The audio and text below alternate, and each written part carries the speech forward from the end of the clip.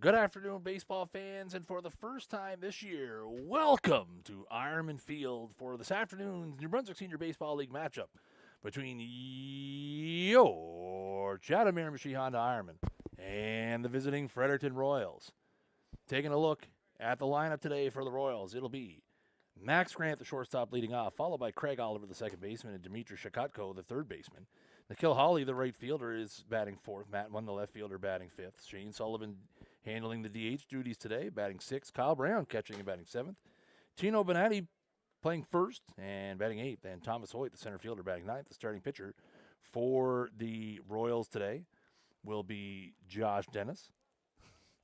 And they will be taking on Ironman veteran, right-hander Jamie Walls, who will make his second start of the season. His first start of the season was against these very same Fredericton Royals, where he threw 4 innings, gave up 3 runs, a couple of hits, threw 3 good innings, Dig, as we welcome Jake into the broadcast. Threw 3 good innings, got a little, showed a little signs of fatigue there in the fourth, and they got to him. We'll see as he backs into his second start here today how it goes.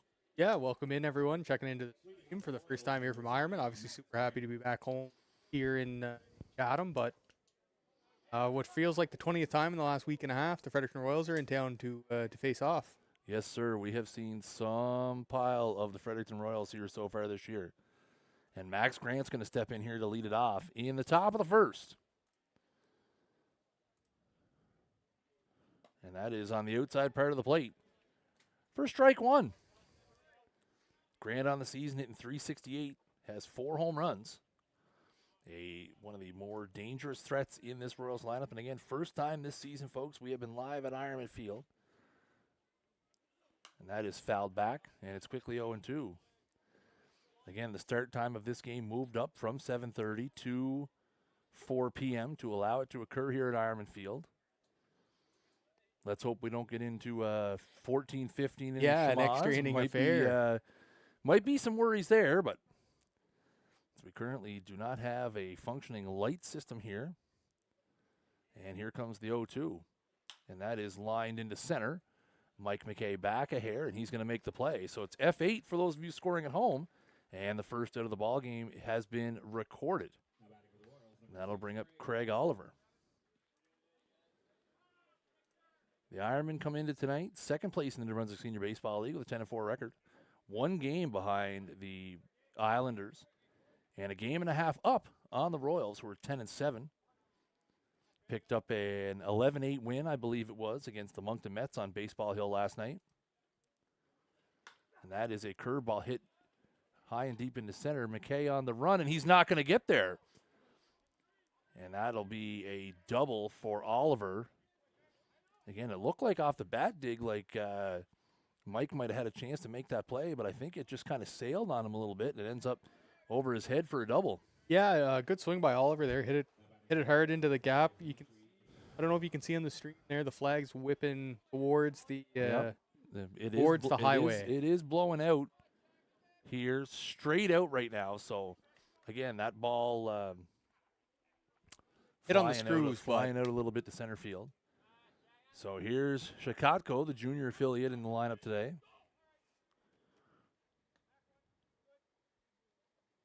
Or sorry, Shakotko's not a junior affiliate. Hawley is. That's a hard ground ball, and that is going to be an infield single. Wenzel going to hang on to it. So it'll be first and third here with 1 out. Taking a look at the defense behind Walls today. Jake Cook is in left field. Mike McKay's in center. And Kevin Landry is in right. Across the infield, you have Jeff Watkins at third. Adam Wenzel's at short. Yan Rail is at second, and Nick Leggett at first. Tyler McKay handling the catching duties today. Smart play by Wenzel there. Put that one in his pocket. Yep.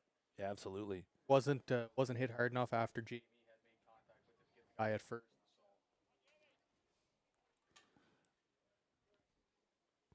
Here is Hawley. Swing and miss at a curveball for strike one. 13-8. 13-8.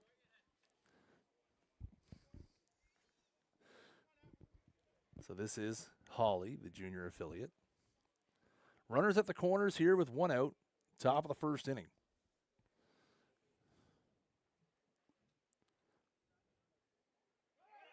Runner from first goes. McKay unable to squeeze it. We might have a play at the plate, and he is safe. And that will allow Shakotko to go all the way around to third. So that'll be the first run of the game scored for the Royals. That will be a pass ball charged to Tyler McKay. And again, I think that was just a situation where with the runner going, he kind of looked up before he had the ball in his glove. The second there, he got a little bit of leather on it, but like you say, the ball may have had a little cut to it, and he trying to make it. Yep. So the Royals take a 1-0 lead, and Shakotko heads up on the play, able to go all the way from first to third. And remains in scoring position now with 1 out. And that is inside for a ball.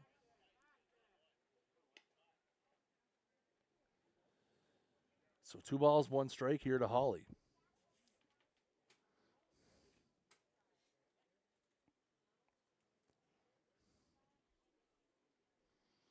Wall says the one he wants, rocks and fires. That is popped up into medium center. Shakotko is going to tag. McKay under it. Strong throw in here. And that is going to be a sac fly as Shakotko scores easily. So the Royals take a 2-0 lead. Productive out there from Hawley. So they take advantage of the miscue by having the runner go all the way to third. And then a sac fly, and it's quickly 2-0 Royals here. Umpires for today's game, Brian Cummings calling balls and strikes. Mike Doucette down at third. Emmanuel Crevier over at first. Matt Munn's going to step in here with 2 out. And that is high and away for a ball. The Royals have done a good job here in the first inning, Chris. Aggressive against Jamie. Yep. Haven't let him kind of get settled in here, kind of attacking him early on. Yep, absolutely. And there's a swing and a miss. There's a slider there.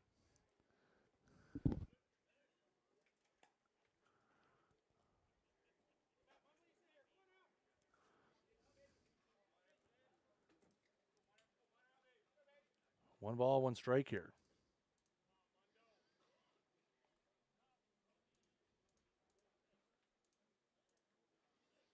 And that is high and away for ball 2.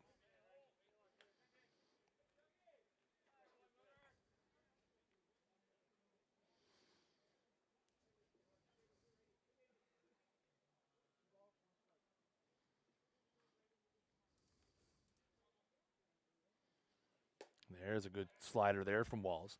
Ironman committed tonight, having won all 4 of their home games this year. Of course, all 4 of those games have occurred at the Waldo Henderson Field. No idea who's going to be slated to pitch tomorrow for the Ironmen, but if I had to guess, Julio will probably pitch in one of those games, I would imagine. There's a ground route towards second. Long run for Yan Rail, up with it. Strong throw to first. So that'll end the top of the first inning. The Royals put a couple across against Jamie Walls. We'll head to the bottom of the first. It's 2-0 here on an afternoon edition of Ironmen Baseball Live, sponsored by O'Donaghues Irish Pub and powered by Snag Sports.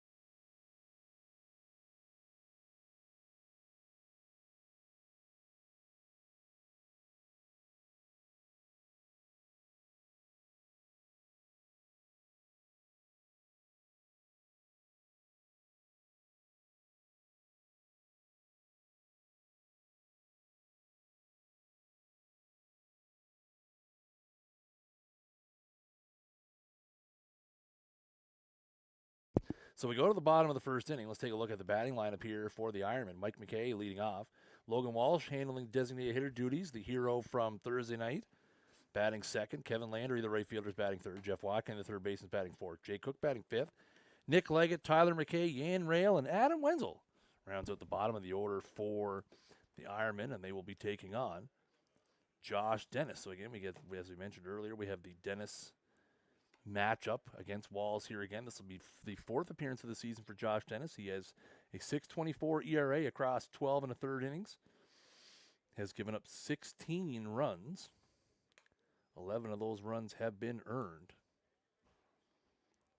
Again, another guy who really sailed through the first couple innings. Yep, he was really effective the first Yeah. 4, and then the Ironman kind of took some pitches, had a Just couple started good getting at to him, bats. yep. It's that second and third time through the order where, again, I mean, obviously the Ironmen have seen Josh Dennis 317 times probably. Yeah, no, not a very, very much familiar with Yep. Josh and his arsenal. Absolutely. Yeah, he spins the ball really well, and so I think the Ironmen are going to go up today and say, focus on, hey, let's try to hit the fastball early, try to get into deep. Absolutely. So Mike McKay is going to step in here to lead it off.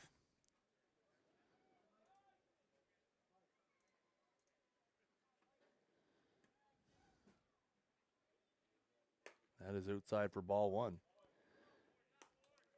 Mike leads the New Brunswick Senior Baseball League in hits and batting average.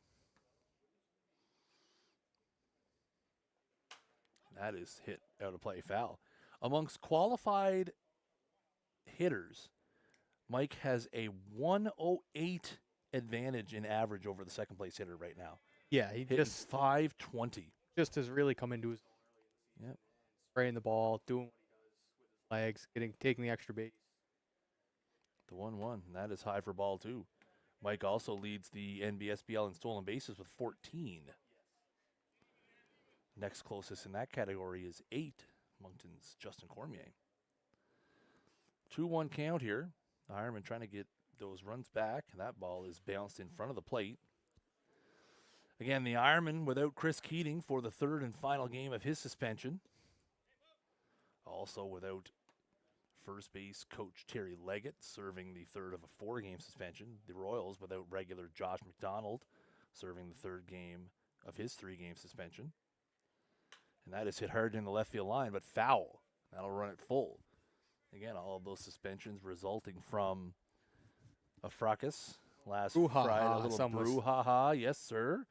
Last Friday night down in Fredericton.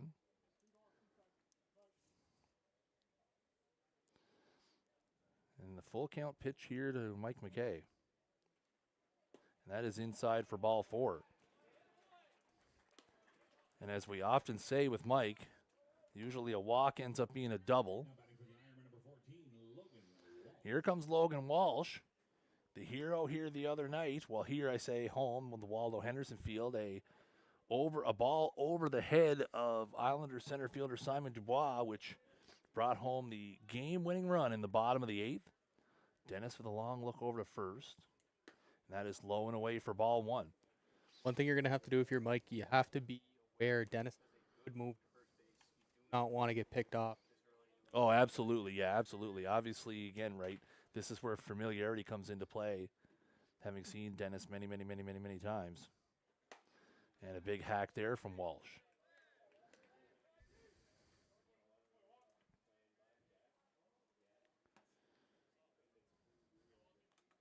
Again, Walsh coming into the game. He is hitting 129, but does have a couple homers. Again, hit a few balls hard the other night. Obviously, that one at the end. The signs are there that he's starting to come trying out. to spin that into some positive momentum here today. An extra step for Mike, and they're going to throw over. And again, even though he has a lefty, Dennis doesn't really have like an A move. He does. He has a good move, but would not call it great. And again, it's one of those things they've seen many, many, many times. And he's going there, and that is inside to Walsh, and that is going to be an easy steal. Mike goes on first movement there, and it's actually funny, Dig, when Dennis picked up his front leg there, he did see Mike going, but Yeah. you have it in your mind, I'm going to the dish, the dish, right? So I think at that point, with Mike's speed, you're not using a slide step. You pick that leg up and you see him go. Your focus just has to be, I got to make a decent pitch here. To a pretty dangerous hitter at the plate. Yep. Give him the 90 feet. It is what it Yep. is. So there it is. A walk to McKay turns into his 15th stolen base of the season. And 2-1 here to Walsh. And that ball is Heads hit up, down the heads right up, field heads up. line, and that's off the top of the tarp out of play.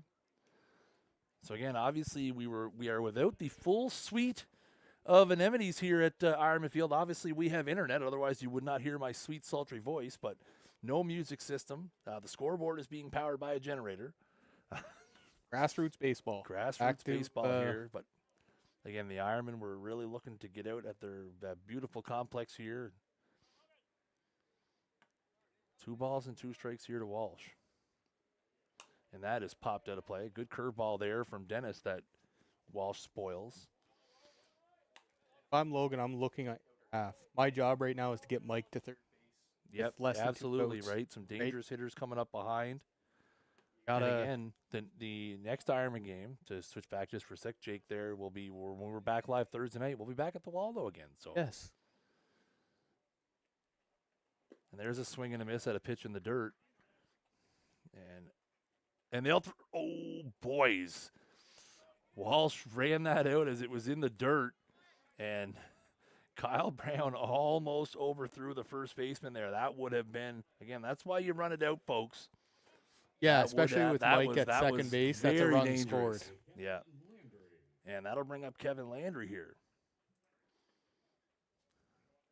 Landry continues to swing a hot stick. He's hitting .316 on the season. First chance for him to get some rips in at Ironmen Field here. And that is hit hard foul as Dennis gets a curveball in under his hands. He fouls that off for strike 1.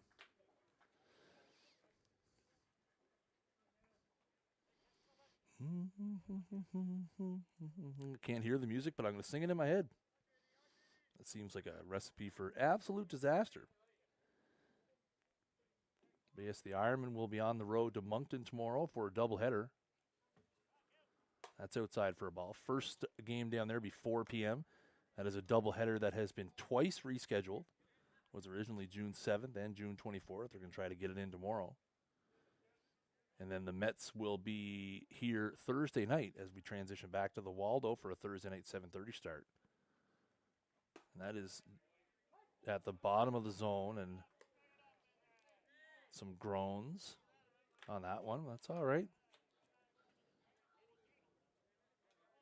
Didn't look to be too egregious. Nope. Looked like it right there at the bottom. I'm gonna give Bull the benefit of the doubt on that one. Yep. 1 ball, 2 strikes. 1 out here in the bottom of the first. Ironman down 2-0. Dennis with a long look. And a curveball, and Landry with a mighty hack fouls that one off.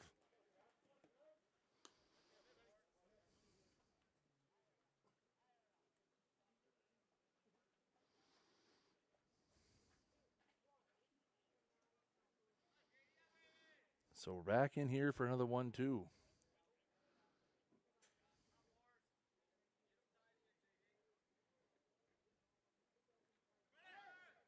Mike going. That's a ground ball out towards short and a throw across, and Landry will be retired.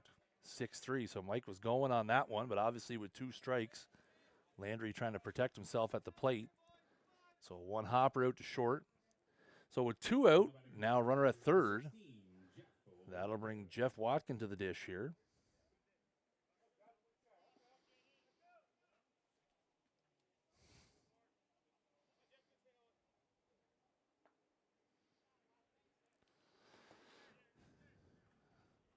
Watkin gets himself ready here, steps in. Hitting .368 on the season so far. And that is hit high in the air into left center. And Thomas Hoyt will take charge out there and make the play. So the Ironmen do get a runner as far as third base, but unable to push him across. Complete inning in the books here at Ironmen Field. It is your Chatham Miramichi Ironmen in a hole, 2-0 to the Royals on O'Donaghues Ironmen Baseball Live. Ironmen Baseball Live is brought to you by O'Donaghues Irish Pub. If you're looking for great lunch options,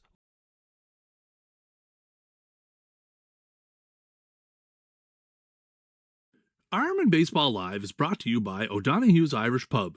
If you're looking for great lunch options, look no further than our weekly soup and sandwich special. Available from 11 to 4 Monday to Friday and 12 to 4 on weekends, swing by for a feed or order through our website, O'Donaghues.com. Make sure to check out our Facebook page for this week's special. O'Donaghues, welcome to your pub.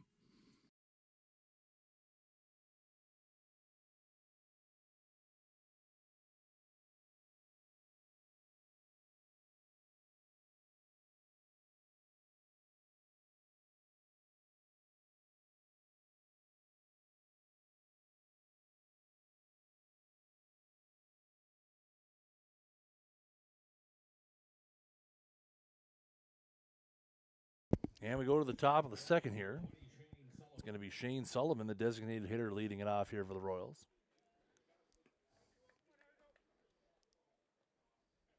Sullivan does have 18 at-bats on the season. He's 4 for 18 at .222.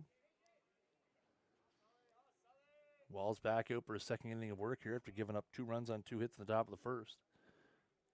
1 run scored on a pass ball, and that pass ball did allow Shakotko to go around to third and score on a sac fly. And that is on the outside part of the plate for strike 1. So quickly, Walls ahead here, 0-1. He has been handy around the strike zone here early in this ball game.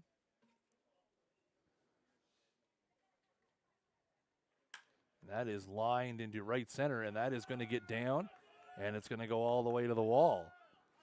So that'll be a leadoff double for Shane Sullivan to start the second here. Second extra base hit of the ball game for the Royals. Thing there by Sullivan, able to take that fastball in the other half and kind of shoot it into the gap. Yes. Royals seem very comfortable so far today. Yep, absolutely. Here's Kyle Brown, 4 for 28 on the season, good for a 143 average.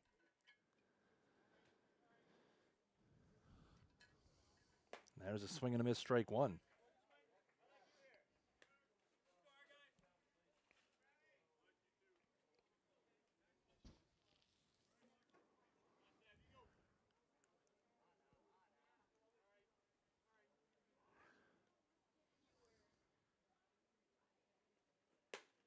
That's on the outside part of the plate for strike 2. So quickly, Walls ahead here, 0-2 to the Royals catcher.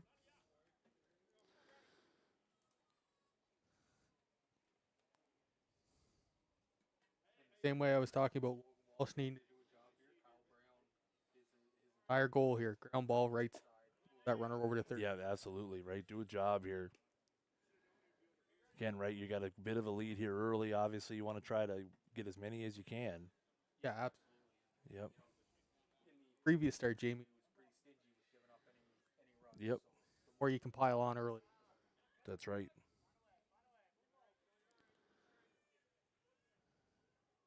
The 1-2. That is fouled off at the plate. And again, obviously with the Ironmen having a doubleheader down in Moncton tomorrow, Arms at a premium. Miller goes the full 8 innings here Thursday night, saves the bullpen. Have to think they would like to get 4 or 5 innings out of Walls here today. Yeah, absolutely. Again, try to have as many guys on deck. There's never too much pitching going into a doubleheader. No, that's right. And there is a swing and a miss, strike 3. So that'll be Walls' first strikeout of the game. And it'll be the first out of the inning here. Now batting for the Royals, number 16, Tino Bonatti. And that'll bring up junior affiliate Tino Bonatti. Has had very limited action, just one at bat, or one game. Yeah, one at bat for the Royals this year. He's over 1. And that's a curveball that stays high for ball 1.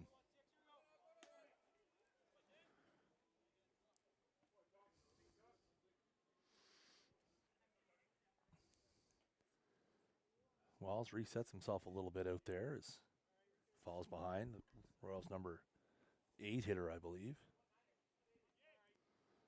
Here comes the 1-0, and that is right down Broad Street and fouled off.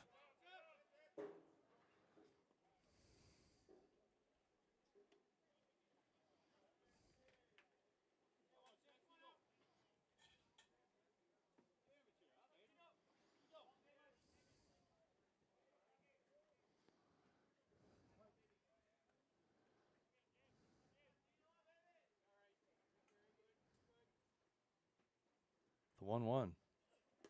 There's a good slider from Walls for strike 2. You know what, Chris? I've been around the ballpark a lot, and 30 now. No, I've ever come across. First, Yeah, same. Yep, absolutely. Looking through I was thinking the same thing. I was looking through the lineups. It's not a common name that you see in these parts. And that is high and away for a ball. Runs the count 2-2. So 2 balls, 2 strikes, 1 out here in the top of the second. Shane Sullivan out at second base after a leadoff double. Wall's able to battle back with a strikeout. Looking for another one here.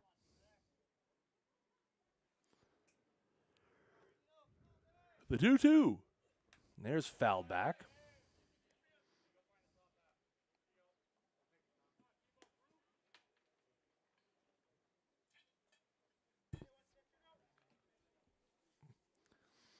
So we'll get another 2-2 here.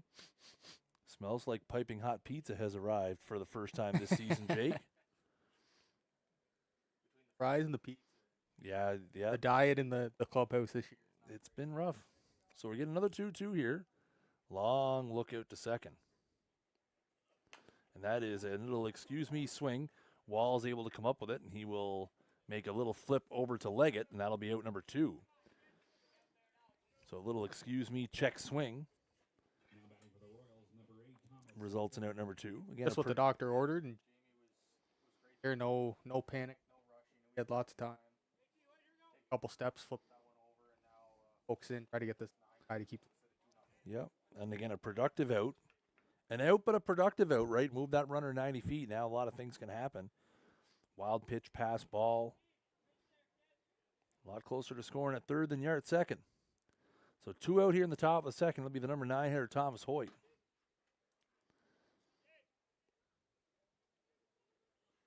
There's a swing and a miss from Hoyt. 27 ABs for Hoyt this year. He's hitting .222. Couple extra base hits.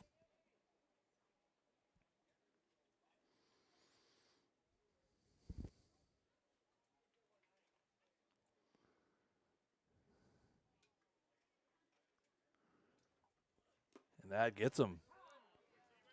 And that, I was going to say, that caught him on the arm on the way by.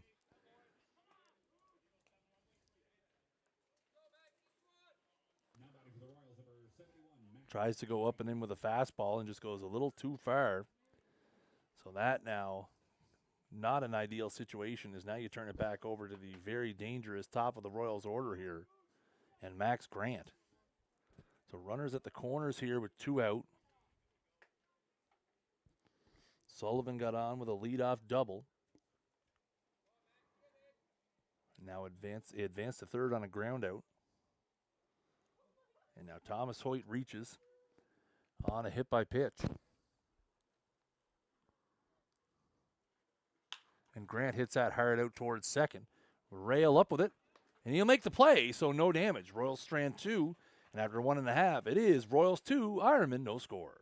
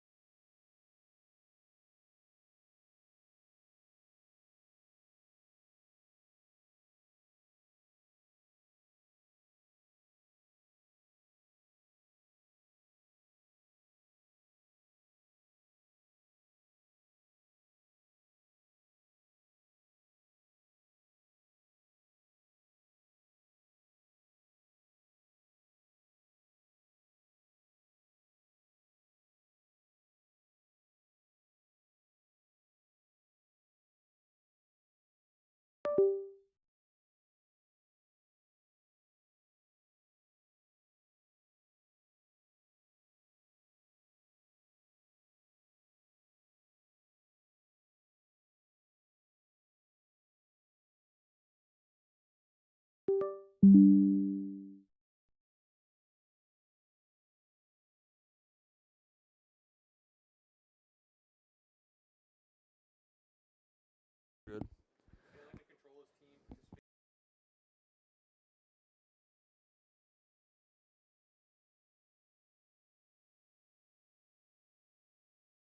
So that'll bring up Jake Cook to lead off the bottom of the second here for the Ironmen. Cook has been on a little mini hot streak here as of late, has his average up to 265.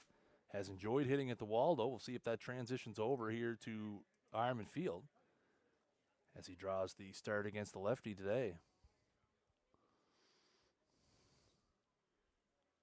That's a curveball in there for strike one.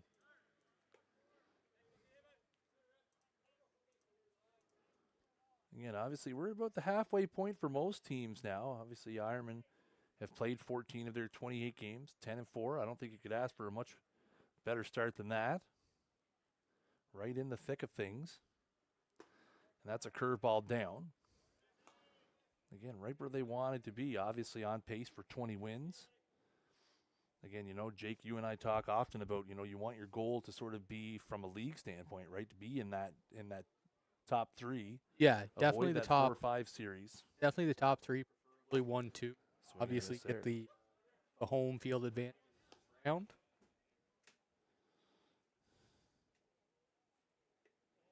Yeah, absolutely, right? You know, again, you know, you look at the way the standings are, I think I think Moncton's got a spot locked up I in that think 4 at or this 5. point, you know, they have a long road to come back to get out of that 4-5 hole at 0-14.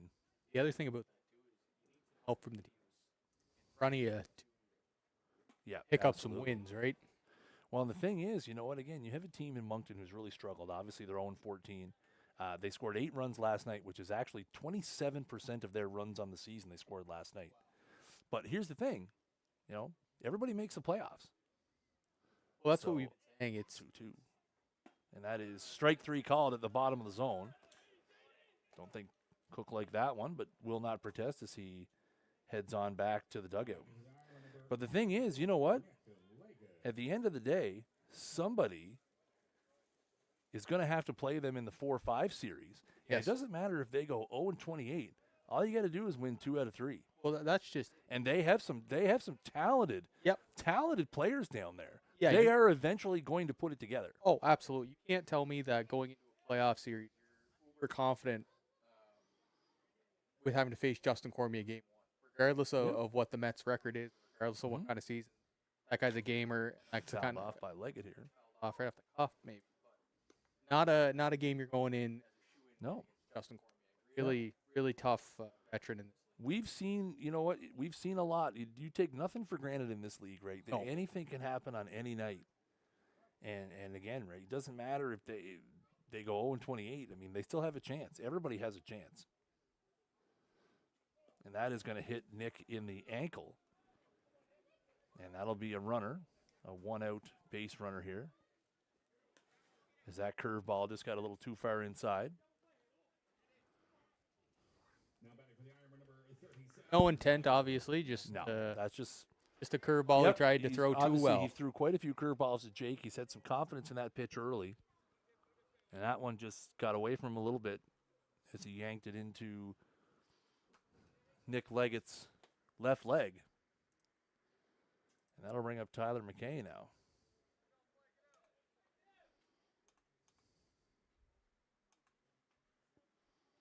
That is high and away for ball 1. McKay's 4 for 14, 2 for 8 on the season. Again, he has had limited at bats. He was injured in the first half of the season.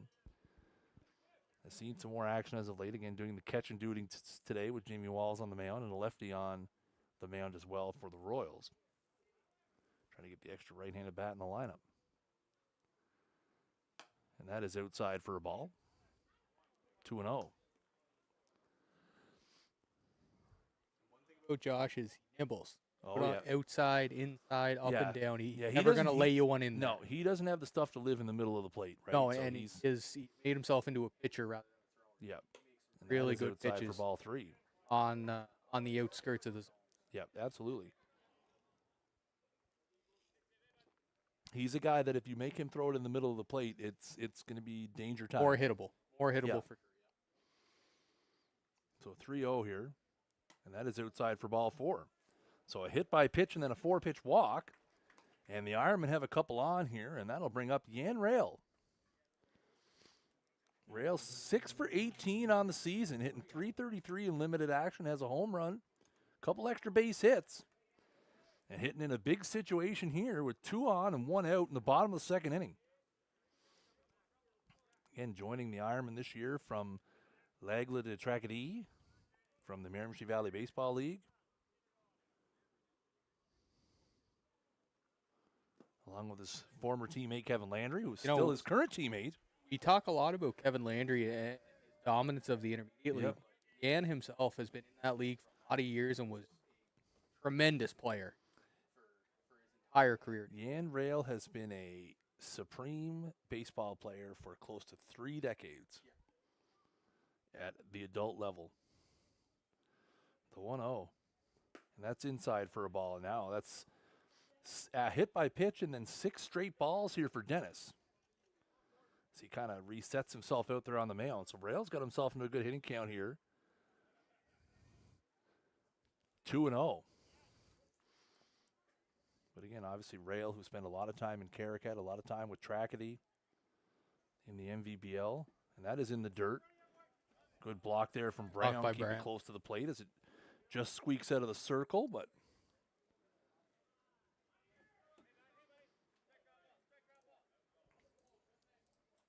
If you're Yan here, you got to make Josh throw. Hasn't been one here in a couple of batters. You know, take all the way here. Make sure that it's in the zone. You don't want to swing at a borderline pitch and roll into a double play. And that's in there for a strike. So 3-1 now. Taken all the way there was Rail. So good hitters count here, 3-1. See if he can get the one he wants here. And a little play out to second if something was on. Good time for it. 3-1. You may catch Leggett napping out there.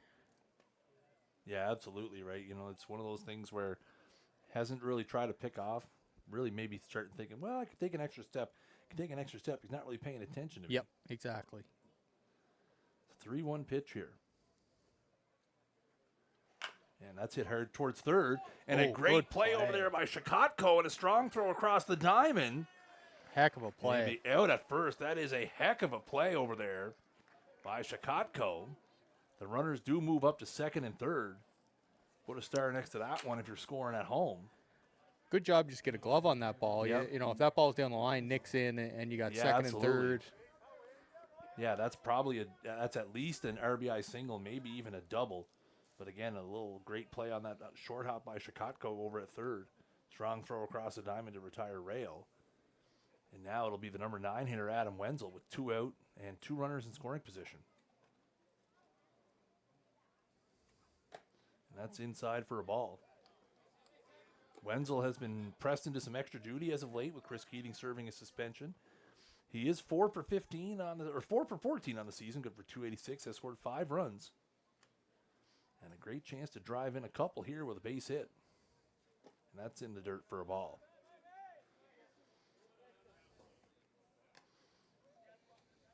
And for Dennis and the Royals, this is the guy you want right here. You do not want to face Mike McKay with guys on base or anybody in the top of the Ironman lineup right now. No, that's right. This is where you want to end it right here. That's a curveball in there for a strike. Again, much like Walls in the top half, I think it didn't come back to bite him. But again, you know, free passes, hit by pitches, and walks at the bottom of the order with how dangerous the top of the order is for both of these teams. Not a recipe for no, success. You're flirting with disaster for sure. So 2-1 here to Wenzel. And there's a foul tip into the catcher's glove for strike 2.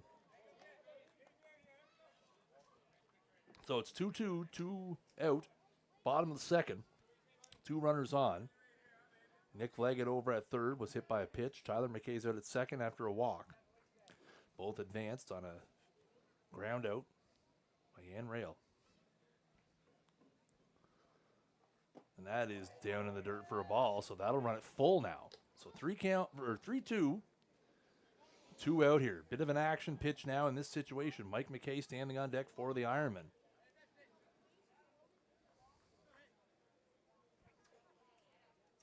We'll see if Dennis has the confidence in the curveball here. Got a swing and a miss earlier in the count. Yeah, absolutely. And that is popped out of play foul as he comes in with a fastball under the hands.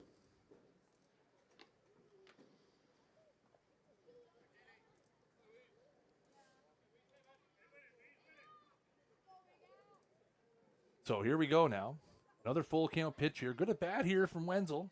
This will be pitch number 7. Trying to find a bit of grass here.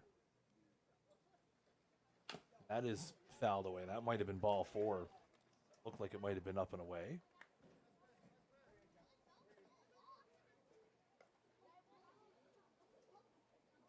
So a good appearance here from Wenzel, as this will now head to the 8th pitch of the at-bat.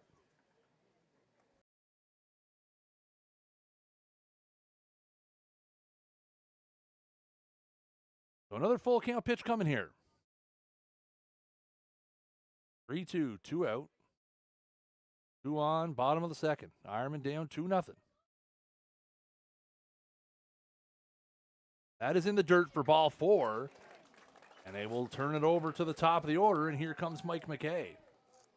Really good at bat there by Wenzel, seeing some pitches, fouled off a couple tough ones.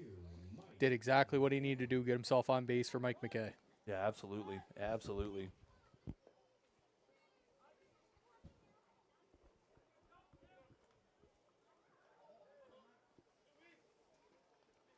So base is loaded here with 2 out in the bottom of the second. It's back to the top of the order for Mike McKay. That's in there for strike 1. Just like that on cue, we're going to get a couple of guys heading down to the bullpen for the Royals. It looks like Shane Sullivan and Jackson Wilson maybe just have a little catch, stay loose here in the second inning. That is hit back up the middle. That is going to be a quick little flip to second, and that'll end the inning. So the Ironmen once again threaten. This time they strand the bases loaded, but 2 innings in the books. It is Fredericton 2, Ironmen no score. Ironmen Baseball Live is brought to you by O'Donaghues Irish Pub. If you and your pup are looking for a snack, bring them on by and check out the O'Donaghues Pup menu. With plenty of space on our outdoor patio, you and your furry friend can both enjoy some of your favorites all summer long. Check out both our 2- and 4-legged menus on our website, O'Donaghues.com. O'Donaghues, welcome to your pub.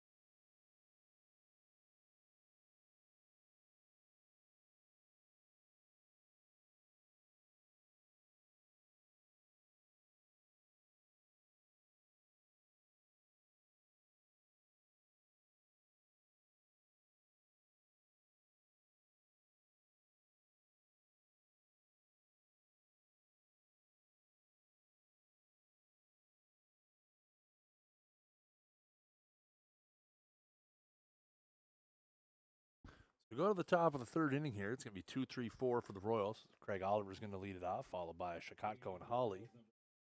Royals lead 2-0. Scored 2 in the top of the 1st inning. That has all there has been. The Ironmen have threatened with 4 base runners, but they do not have a hit.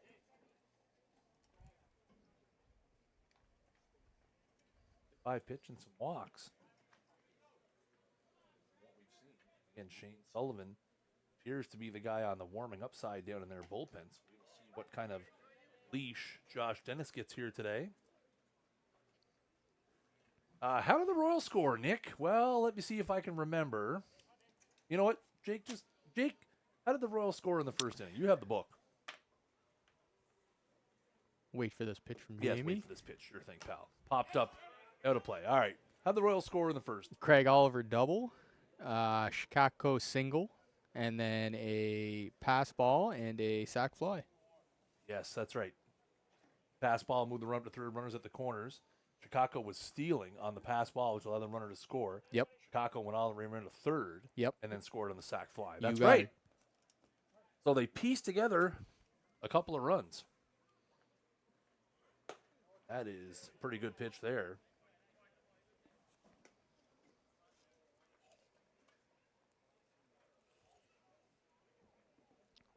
One ball, 2 strikes is the count here, I believe. They have on the scoreboard.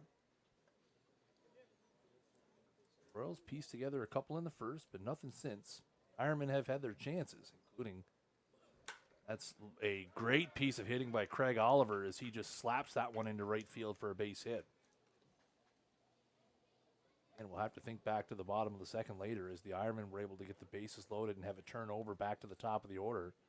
But Dennis able to get Mike McKay to ground out to short on the 6-4 fielder's choice. So leadoff runner on here. Craig Oliver's 2 for 2 in the ball game now, and that'll bring up Chicago. Who made one heck of a play last inning there He down did at make a third great, base. yes, did make a great defensive play. I can't forget about that in the scoreless bottom of the second either. Oliver going here first pitch. Strong throw in by McKay, but it's going to get away. I think Oliver had it stolen anyway.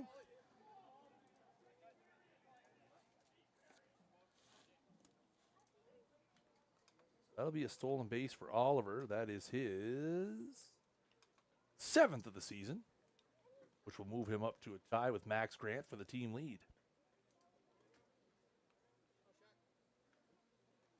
Now a runner in scoring position with nobody out here for the 3, 4, 5 hitters in the Royals lineup.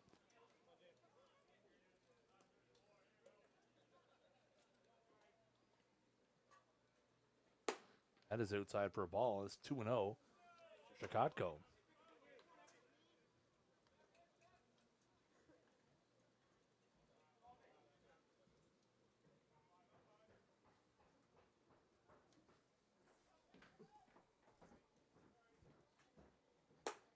That is a slider that doesn't back up far enough. And now it's 3-0.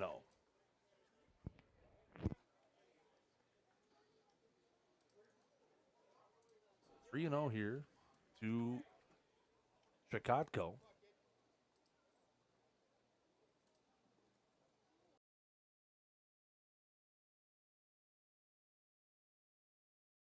That is on the outside part of the plate for a strike.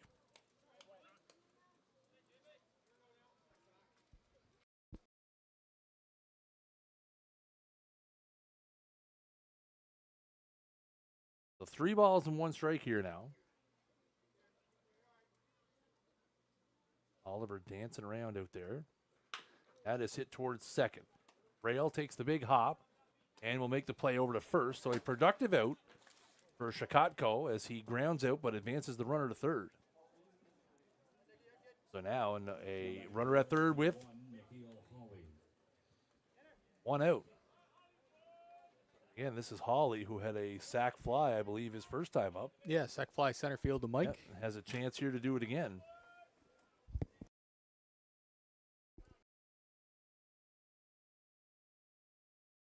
So here's Hawley. Infield in-ish for the Ironman, I guess you could say. Yeah, middle about halfway, corners in. One's hit right at you. You're going to check the guy go to first. In the middle, you can see if you get one hit right at you and he's breaking, you think you got a chance. Yeah, I think, and Nick and Jeff in on the grass pretty much. Wenzel and Rail just a couple feet behind the edge of the grass. That is out of play foul, and it's quickly 0-2. What a perfect time it would be for a strikeout here, obviously.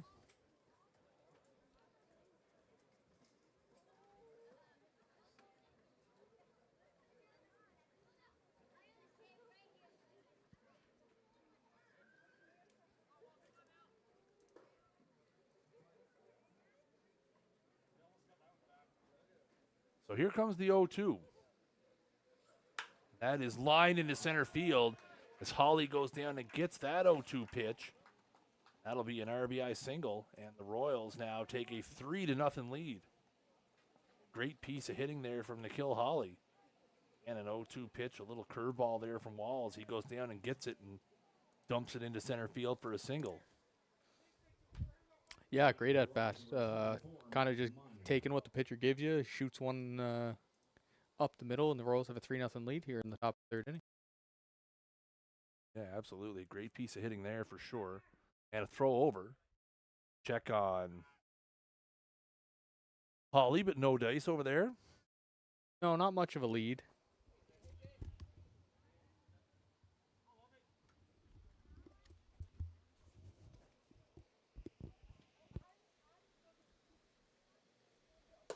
That is on the outside part of the plate to Munn for strike one.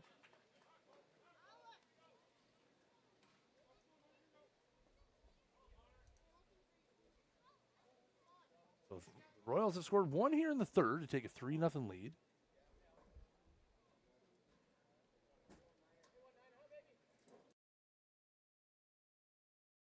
Goes the runner. And a throw down by McKay, but that'll be to the shortstop side. That'll be a stolen base. That one trails off a little bit. That's a stolen base for Holly.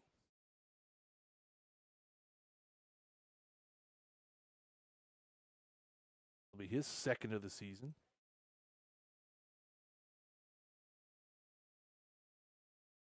It's 0-2 here to Matt Munn. I believe it might actually be 0-2, 1-2. 0-2. That is on the outside part for strike three. Second out of the inning. Matt Munn goes down looking.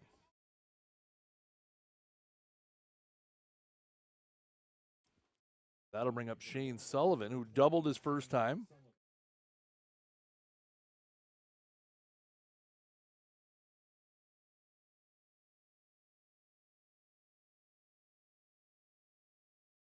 Two out here now in the top of the third.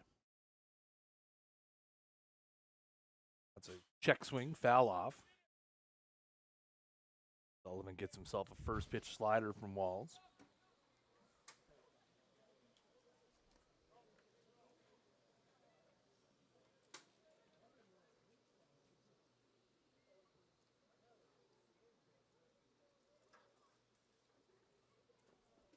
Walls being pretty deliberate out there with his activities, let's say. And that is behind Sullivan. That will allow Holly to move up to third. One just got away from Walls.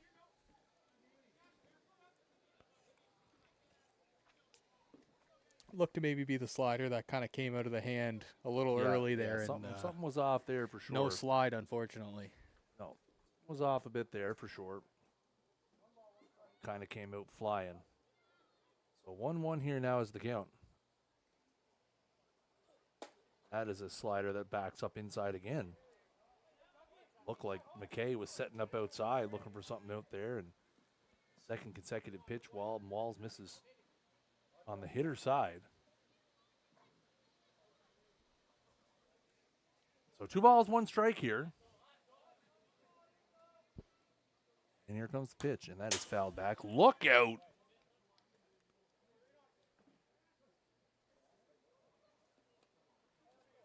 That'll run it to 2-2. 2-2, 2 out here. Ironman trying to get out of the top of the third, but the Royals only scoring 1. Would be super ideal. Here comes. That is bounded out towards short. Wenzel gets a big hop and a strong throw across, and he'll make the play. So the Royals do get 1, but they strand another runner at third, and we will go to the bottom of the third inning. It is the Royals 3, the Ironmen no score. On this special Saturday afternoon edition of O'Donaghues Ironmen Baseball Live.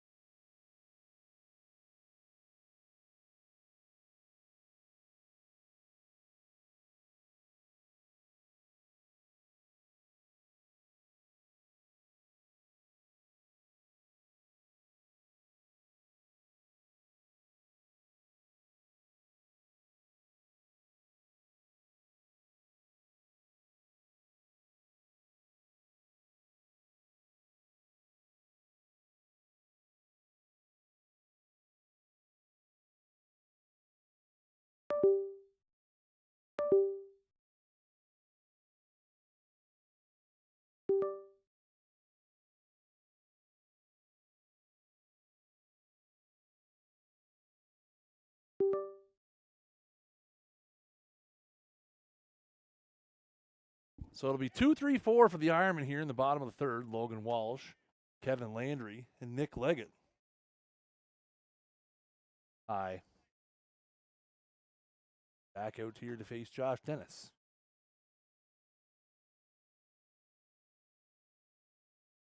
It's at the bottom of the zone on the inside part of the plate for strike one. Dennis, at this point, has not allowed a hit. Has allowed a handful of base runners, but is not allowed a hit. High pitch and a couple of walks. That is spun off at the plate.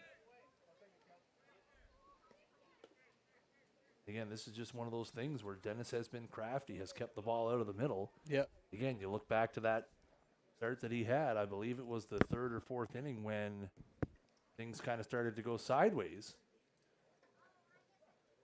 See again, the second time through the order here, if the Ironman can make an adjustment, that is way outside for a ball.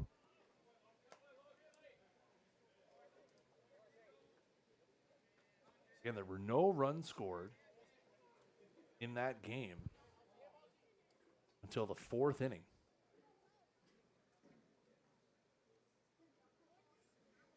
That's a curveball outside. And then all the runs came in the fourth The inning. Royals scored 3 in the top of the fourth, and then the Ironmen scored 6 in the bottom, and then picked up those 2 insurance runs, ended up winning the game 8-6.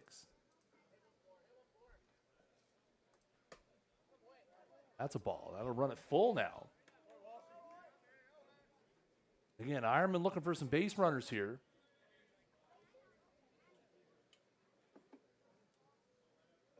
Full count pitch here to Logan Walsh. And that is hit a mile in the air, but foul.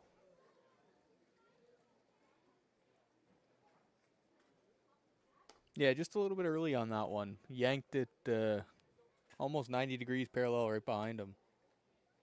Yeah, he did get a good piece of that one.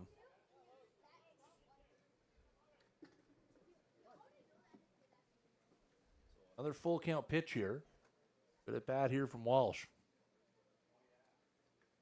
And he will strike out. Pitch up in the zone. The first out of the bottom of the third. Now batting for the Ironman, number 45, Kevin Landry.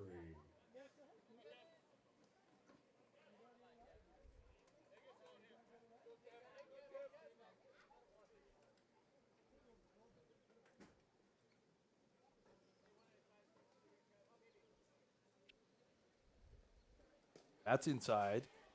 Ball 1.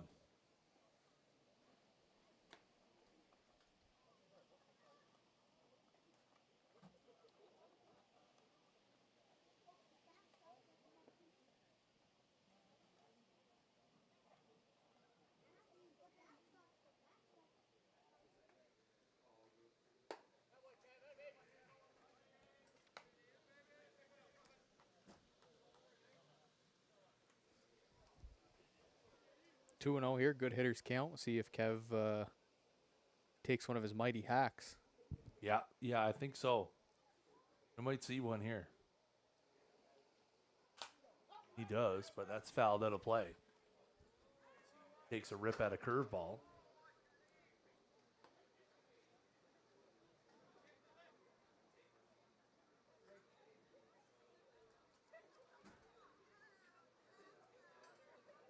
How did the third run come in? Third run was scored by Was a Holly base hit, right? Oliver. Holly has Yep. 2 RBIs on the night, a Yep. sac fly and a single there that Yep. scored the Right. third That's low and in for a ball last 3. inning. Yep, Craig Oliver had a double and moved up to third on a ground out by Shakotko and then scored on a base hit by Nikhil Holly. Good baseball by the Royals, get a guy on. Well, move and, him over, that's the score thing. him. They've been very fundamentally sound at just tying runs together here so far. And that is a swing and a miss, says home plate umpire Brian Cummings.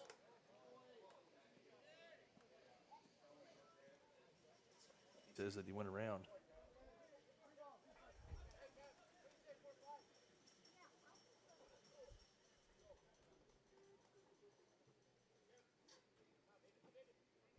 Sorry about the camera quality, folks. We have some children kicking the screen down below. That is hit hard towards third and foul.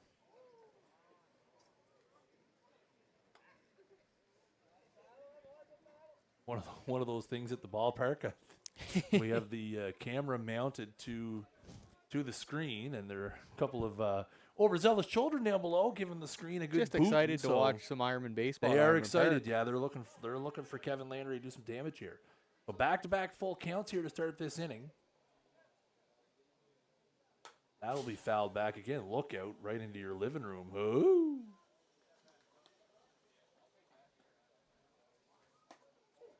And the Ironmen, haven't been able to solve Dennis yet with a hit, but a lot of deep counts, a lot of walks, a hit by pitch mixed in there. So the pitch count is up,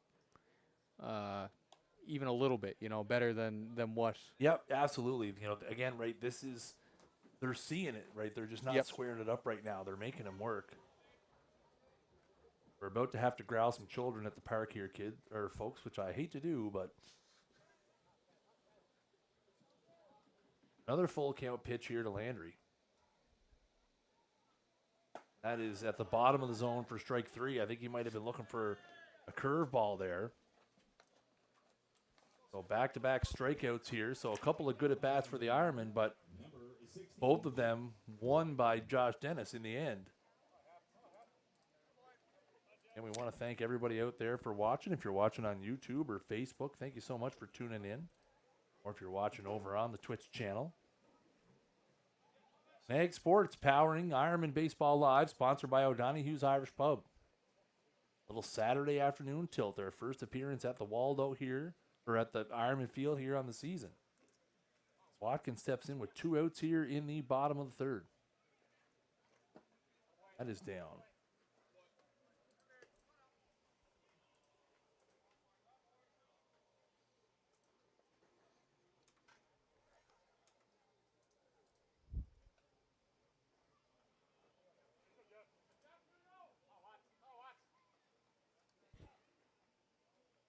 Oh no, that is in the dirt. And a difference in approach, obviously, to win ball games. The Royals with 22 home runs on the season. The Ironmen have 6. Yeah, the Royals earlier in the season, and I think a game in, I want to say St. John they played, and they thumped St. John quite good in that game, and I know there was a couple bombs. Yep. Definitely a team that's looking to do damage, like you said. There's Watkin looking to do damage on a 2-0 there, but swings through it. Count 2-1 now. Again, obviously the Ironmen are going to have to piece together something here as we get into the middle innings of this ball game. They find themselves down 3-0. 2 outs in the bottom of the third. They have yet to record a hit.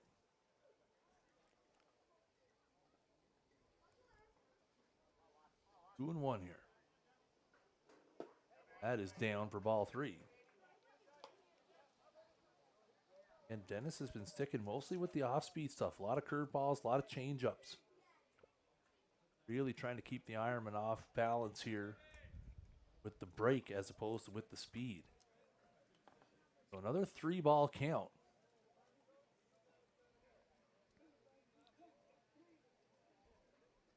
That's a curveball in there for strike 2, and we're going to have another full count here.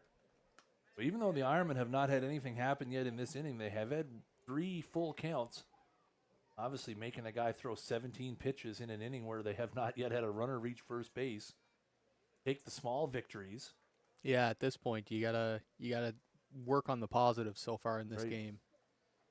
That's inside for ball 4. So that'll be a positive as the Ironmen do squeak out a base runner. Now batting for the Ironman number 11, Jake Cook. So that'll bring Cook up as the inning continues. Watkin with a walk. That'll be the 4th walk. Dennis has surrendered. 4 walks, 4 strikeouts, and a hit by pitch so far. That'll be Jeff's team leading 12th walk of the season. Loves a free base. He does. And that is hit high and deep to right center field, at the track, at the wall. She's out of here. Got to say that for the first time this year as Jay Cook squeaks one out under the scoreboard. And the Ironmen have cut into the Royals' lead. It is 3-2.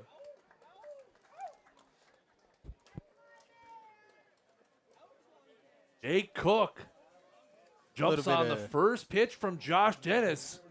And that is the first hit of the game for the Ironmen. And it is a 2-run home run for Jake Cook. And again, we were just talking about how the Ironmen like to do things by a different way. And then prove me wrong, I guess. Take a page out of the Royals book. That's right. That one bounces in the dirt, ball one. So again, a great at bats. Keep the inning going. Watkins squeaks out a walk, and Jake Cook muscles the first pitch he sees out of here for his first home run of the season. Now Dennis falls behind Leggett 2-0 as Shane Sullivan is quickly up and throwing again down in the Royals bullpen, this time with a little more expediency than he did the first time. 2-0 here to Leggett. That's in the dirt, 3-0. Josh Dennis, after giving up the home run, not been able to find the strike zone here.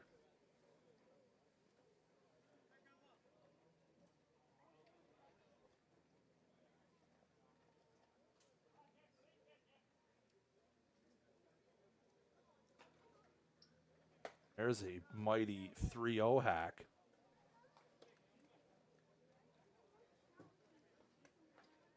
Now it'll be 3-1. So again, Dennis has thrown well over 20 pitches in this inning. Ironmen have only sent 5 batters to the plate. See if we get another full count here. The 3-1. That is ball 4. Have to imagine that's going to elicit a visit from the Royals bench. Well, it's going to elicit a visit from the Royals catcher. Good job by Kyle Brown there. Yeah. Go out and give Josh a second to take a deep breath and kind again, of recenter. Obviously, it has been a cumbersome inning here. You know, Yeah. It goes full count to the first 3 hitters. Does get a couple of strikeouts of Walsh and Landry, but then he walks Watkin.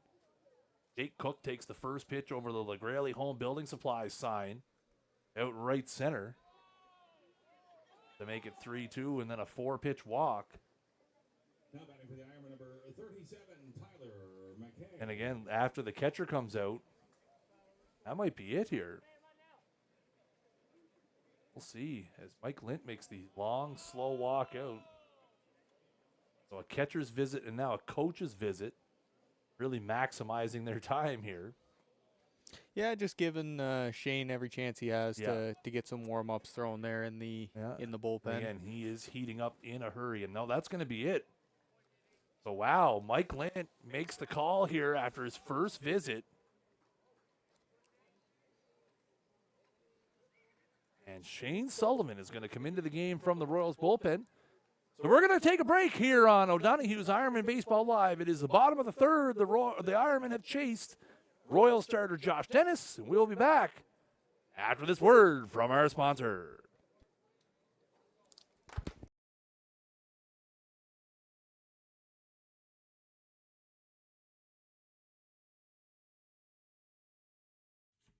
Ironmen Baseball Live is brought to you by O'Donaghues Irish Pub. Lobster roll, fries, and a cold beer. That's it. That's the ad. What else do you need to hear? Come on down to O'Don's and pick one up today. You can also order ahead or have it delivered. Check out our website, O'Donaghues.com, or check us out on DoorDash. O'Donaghues, welcome to your pub.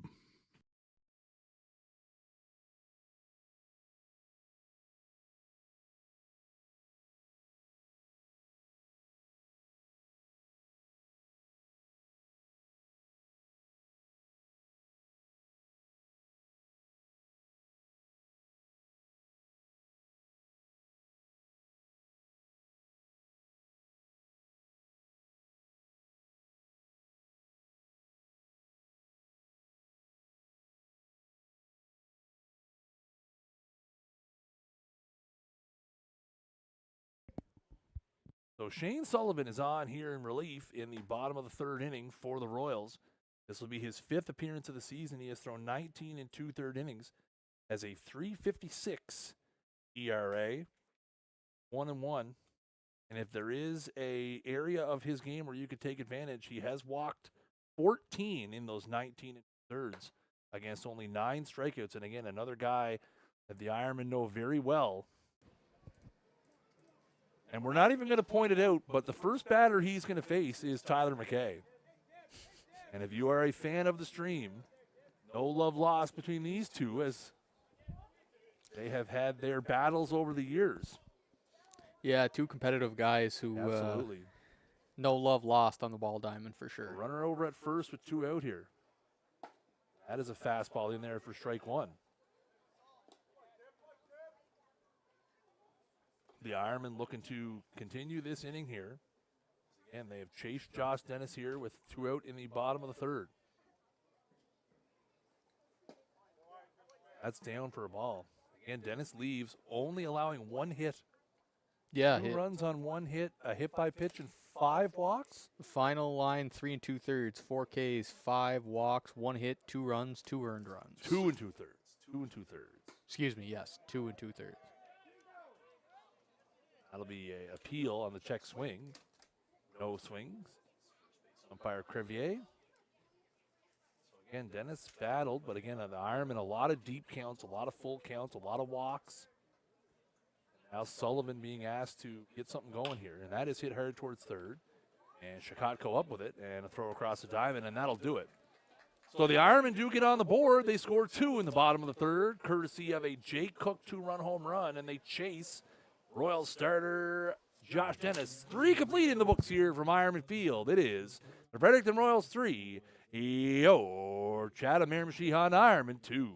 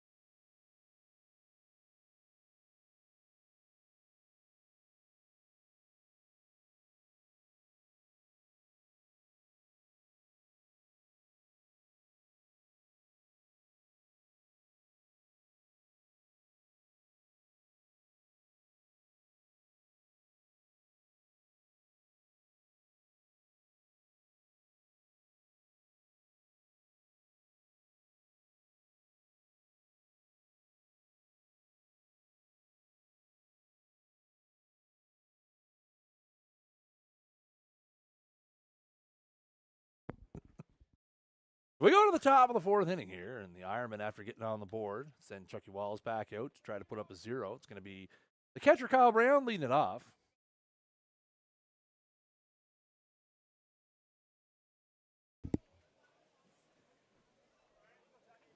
And the story to date through 3 innings, folks, it is 3-2. The Royals, 3 runs on 5 hits.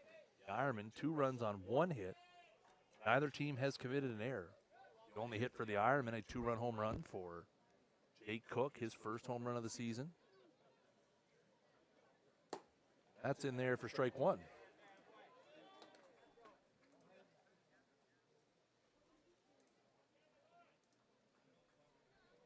And want to thank you guys for joining us on a rare Saturday afternoon game here. Just a 1 game, no doubleheader today. You can catch this game and be home for supper. Yeah. 1 ball, 1 strike here. The Royals catcher. That's in there for strike 2.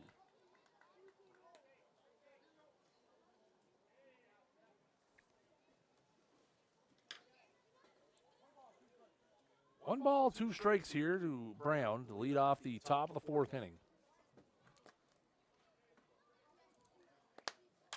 That is hit into right center. That is a long run for everybody, but Mike McKay able to get under it and make the play. That was a long run for both the center fielder McKay and the right fielder Landry, but McKay comes down with it. Now batting for the Royals, number 16, Tino. Nice to be able to have Mike in center field and be able to cover as much ground as he does out there. Yeah, Landry covers a lot of ground. Although I tell you not what, not a whole lot of space in this outfield between McKay and Landry. I'd be awful nervous with Landry beating down on me at a ball in the gap right there if I was Mike. You have to be very vocal and let him know, make sure that I got it. Yeah, absolutely. That's on the outside part of the plate for a strike. This would be the first baseman, Bonatti.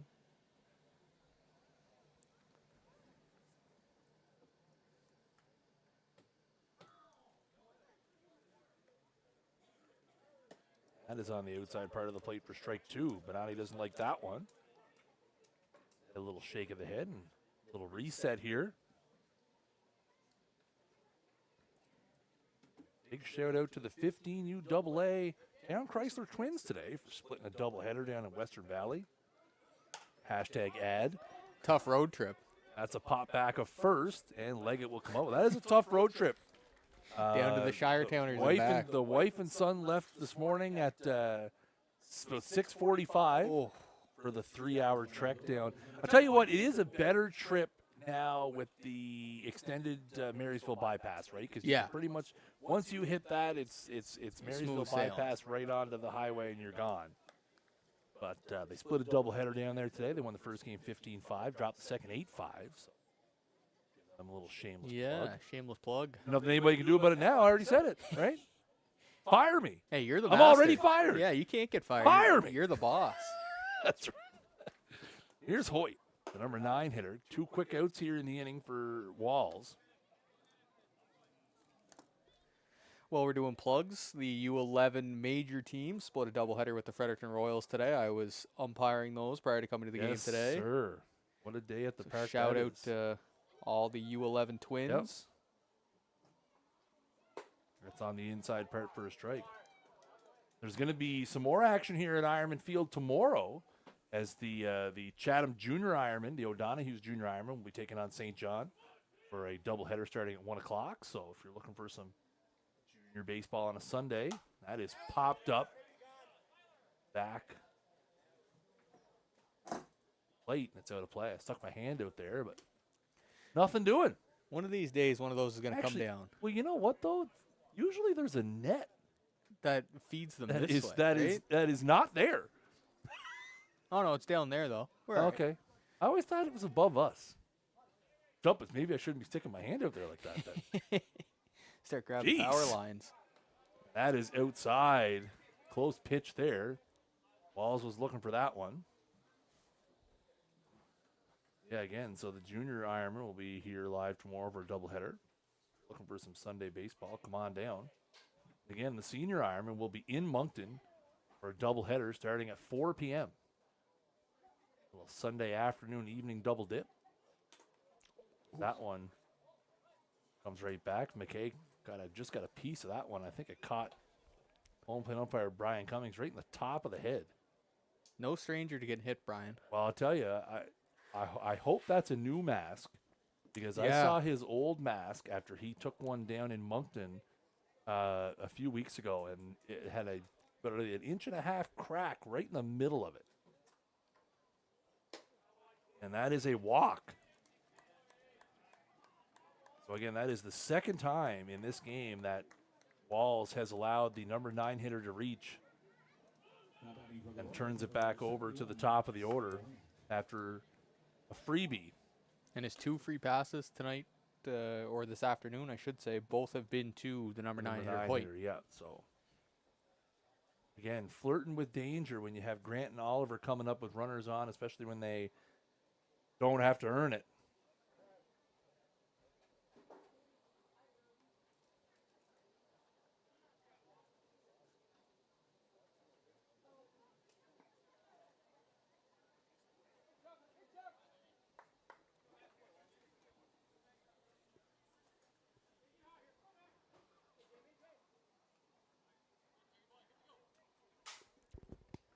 So in steps Grant, leadoff hitter. Top of the order here again. Grant 0 for 2 in the game. It's blown out and grounded out. That gets a curveball down for ball 1. And if I asked you right now, Chris, to give me a short list, 3 or 4 names of potential MVP candidates for the New Brunswick Senior Baseball League, Oh, this guy would be on that list, no questions This asked. guy's going to be on it for many, many years to come. That is inside, and it catches him. So a walk, and now a hit by pitch. And Wallace has put himself into a bit of a jam here now with 2 outs in the top of the 4th. Now batting for the Royals, number 6, Craig Oliver. And nothing doing in the Ironman bullpen. Here comes Kevin Bowes.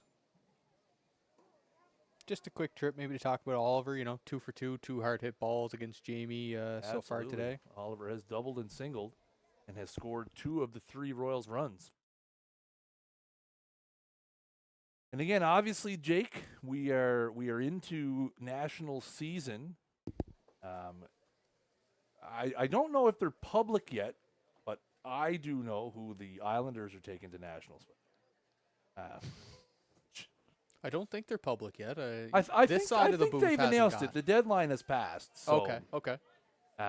But again, right, obviously, lots of shuffling to do, lots of things to move around, right, as the teams look to who they want to pick up, who might be on the short list. Obviously, looking for guys that fill certain spots. And the boys giving Cookie a rousing applause as he went through the door there in the outfield for a second, maybe to use the washroom, but he's back now. Okay, disappeared out the hole. Pulled a Manny Ramirez there in the monster. Yep. So here's Oliver. He's 2 for 2, couple hard hit balls. That is outside for ball 1. Again, this 3-pack of Oliver, Chikotko, and Hawley has been trouble for Jamie Wallace so far. Have done all the damage today. They have done all of the damage, absolutely.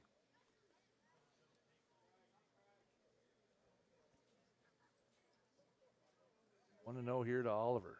2 outs here in the top of the 4th. That is inside for a ball.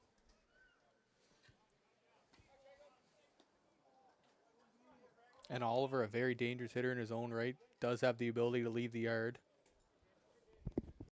Yeah, absolutely. I mean, he hits the ball well. He hits the ball powerfully. There you go. For those of us who can speak English. Have to iron out those kinks before nationals, Jake. Can't have any misspeaks or anything like that. That is high, and now it's 3-0. So a walk, a hit by pitch, and now 3-0 here to Oliver. And I would suspect if he loses him, we might see a little bit of stirring in the Ironman bullpen. Yep, I'll be honest. I'm surprised we have not seen any already. Obviously, you want to trust your veteran to get out of it here, but a close ball game. That is in there for a strike. So 3 balls and 1 strike. Again, you'd love nothing more than for Oliver to roll over on one here. Try to get out of this inning. Let your team, fresh off scoring 2 runs, get back on the sticks a little bit. The 3-1. Long look out to second. That is inside for ball 4. So Walls has allowed the Royals to load the bases without even putting a ball in play. A walk, a hit by pitch, and a walk. Now that will bring up Dmitry Chikotko. And as you said, Jake, activity stirring here as Rylan Matchett quickly heading down to the bullpen here to get loose.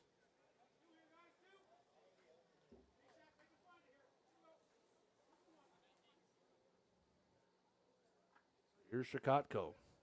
2 out, bases loaded here for the Royals.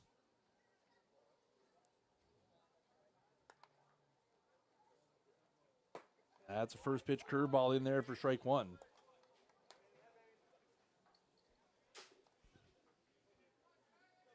Walls quickly gets ahead.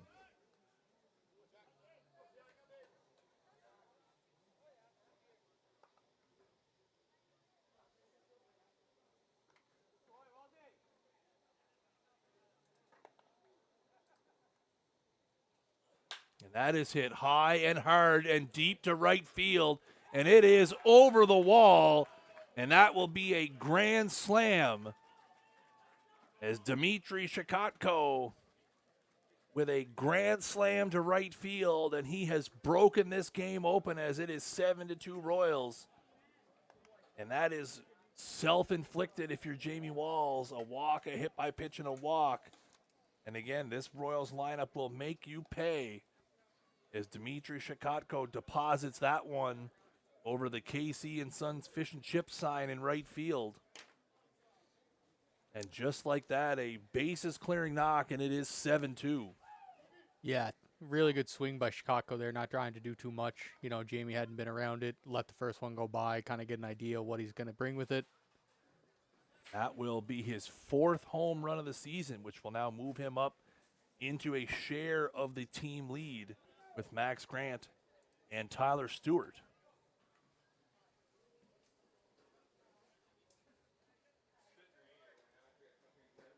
Here's Nick Hawley.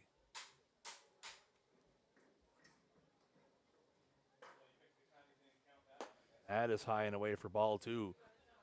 And you have to think this is one way or another, this is Jamie Walls' last hitter here. Yeah, no, I would say so. It looks like we got some rain coming down. Maybe a little Yes, we sun do. shower. You can smell it. Oh, yeah, we're starting to see a couple drops on the fence. That is on the outside part for a strike. A little sun shower here at Ironmen Field. Again, there was the potential of showers in the forecast. Starting to see just a little tiny bit. Again, it was like a 15% chance, but we are seeing it. I can see the drops on the bar in front of me and people hauling out the umbrellas and that day on the third baseline that I could see here. So 3 balls and 1 strike. That is high for ball 4. And let's have a look down for Kevin Bowes coming out of the dugout here. I think Jamie just made a motion to the dugout. Come get And that's me. going to be it. So again, in a repeat of what we saw a couple Thursdays ago, Jamie Walls struggles in the top of the 4th inning. That will once again be the end of the game for him as he will leave after giving up 7 runs on 6 hits. Rylan Matchett coming in from the bullpen here on O'Donaghues Ironmen Baseball Live. We'll be back in just a minute.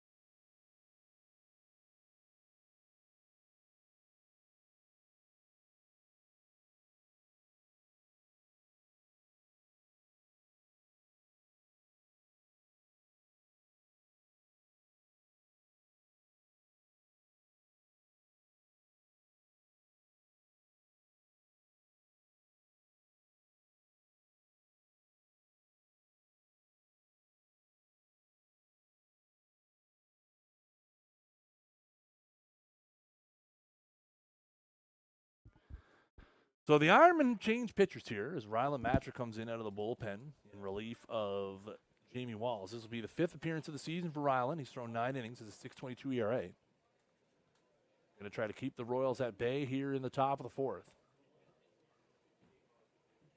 And first pitch in there for a strike. So again, the Royals have scored 4 here in the inning as they have piggybacked a walk, a hit by pitch, a walk, and then a Dmitry Shakotko home run, his 4th of the season of the Grand Slam variety. Matt Munn steps in here. There goes Hawley. because that one is fouled off at the plate. So Holly have to go back. Pretty good jump over there.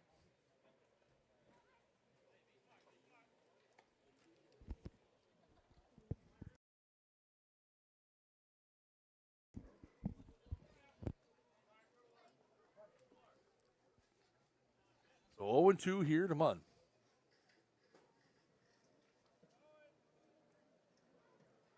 That is low and away. Let's get him to chase for ball one. If you're Ryland, the goal here is to limit and allow the bats to Yep. kind of do their thing here. Yeah, absolutely. Try to limit the damage here and Just about throwing strikes, getting the guys back in. let your team use their 12 outs. Holly goes again. That's a check swing, and we're gonna get an appeal here.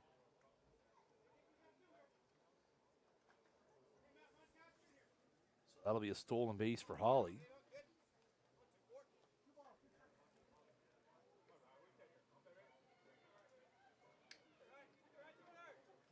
Two. That is hit out of play foul. Watch my car out there.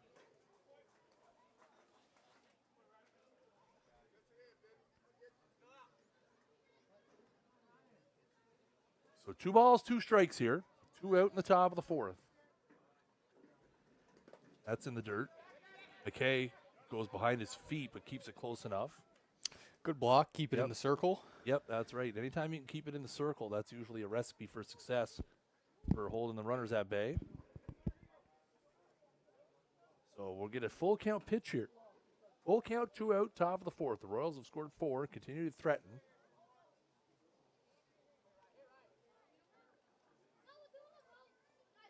That is fouled away at the plate.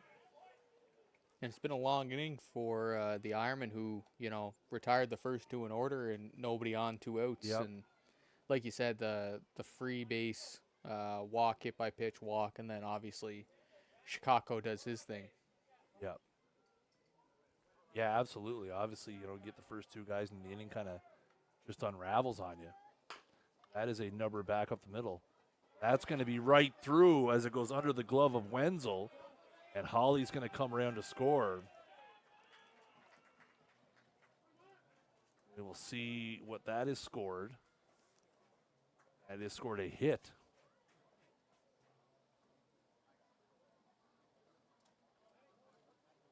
That'll be an RBI single for Matt Munn. That will officially end Jamie Walls' line, as he will be responsible for that 8th run scoring. That is at the bottom of the zone for strike 1. So Walls officially allows 8 runs on 6 hits over 3 2/3.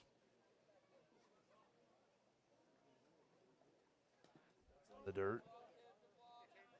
Blocked by McKay behind the dish.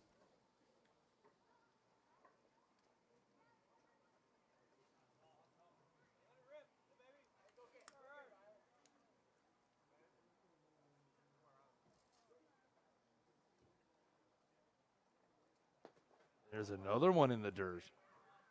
McKay just taking a beating back there right now.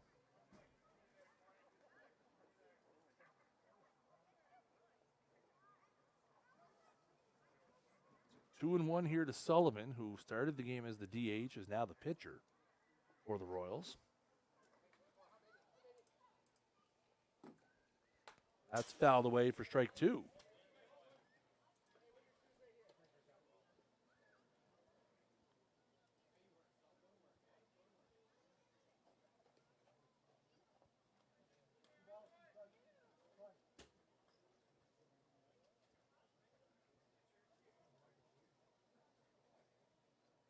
Two balls, 2 strikes here. That's in the dirt again.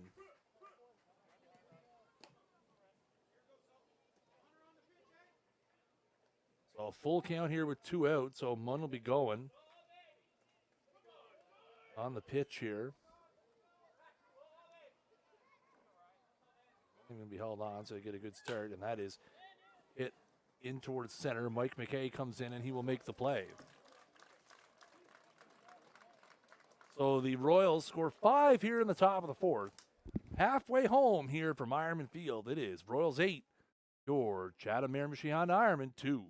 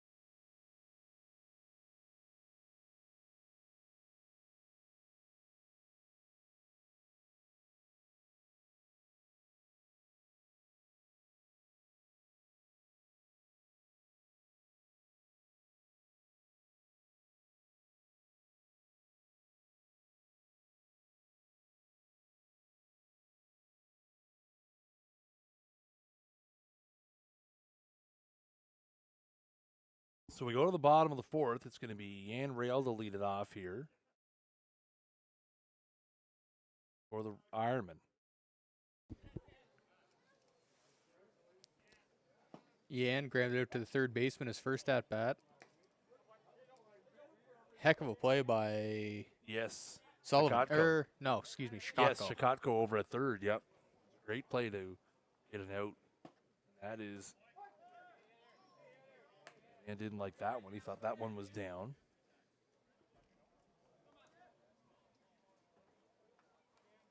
Strike one. And the Ironmen have lots of time to come back here, but have to chip away. And Starts with the Sullivan. bottom of the order. Yep, Sullivan came into the game in the bottom of the third, able to get them out of it in relief of Josh Dennis. It's outside, and they're going to say no, he didn't. He'll down to first, so 2-1, I believe, is the count here. It says 2-2 on the scoreboard, but let's not go down that road today. That is a little check swing into the dugout. A little excuse me, bat on ball. Yep.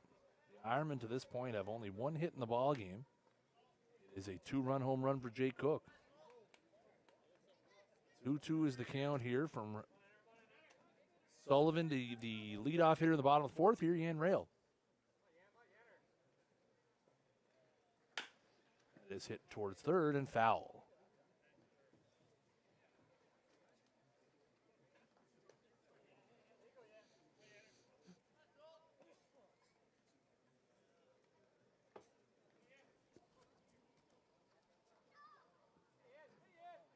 We're going to get another 2-2 here.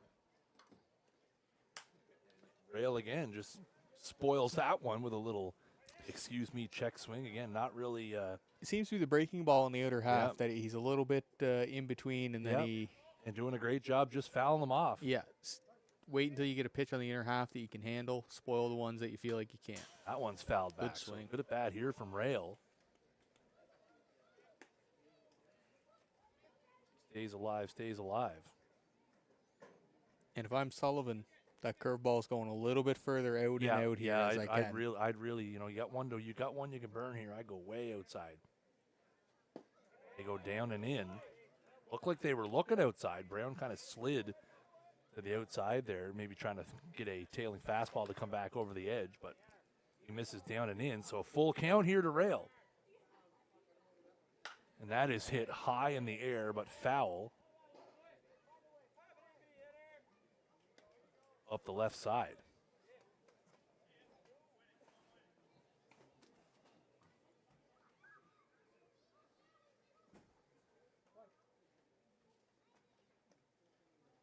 And another one.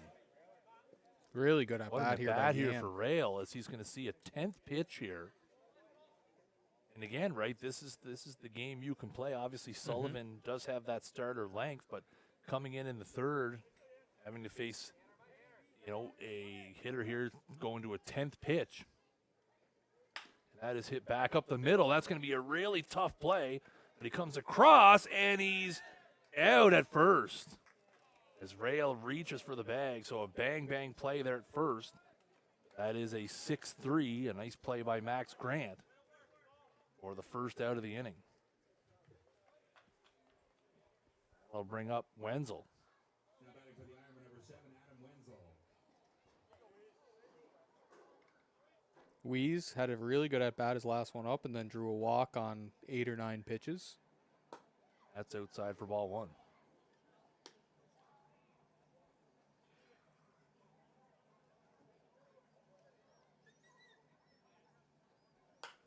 That's on the inner half. Wenzel fouls it off his foot.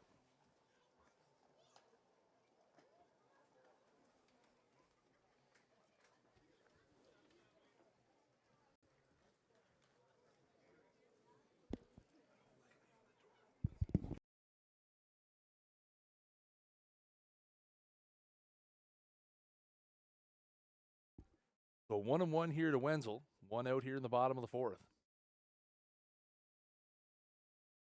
That's a curveball in there for strike 2. Sullivan takes a little off of that one.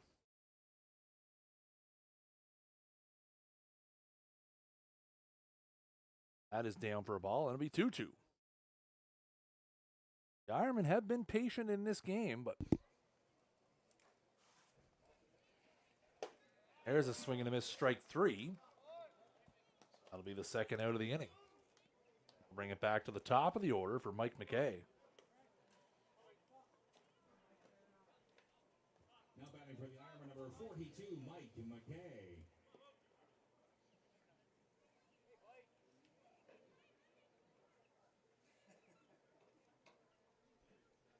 That's a curveball that goes low and away for ball 1.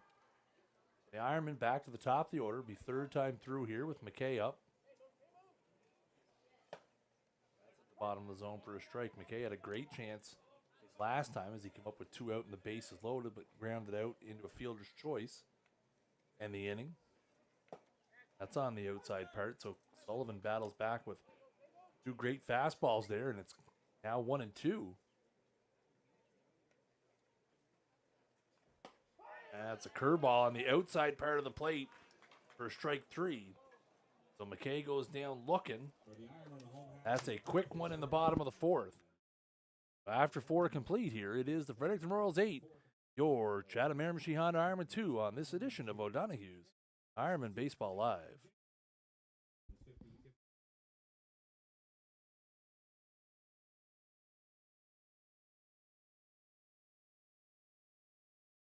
Ironmen Baseball Live is brought to you by O'Donaghues Irish Pub. If you and your pup are looking for a snack, bring them on by and check out the O'Donaghues Pup menu. With plenty of space on our outdoor patio, you and your furry friend can both enjoy some of your favorites all summer long. Check out both our 2- and 4-legged menus on our website, O'Donaghues.com. O'Donaghues, welcome to your pub.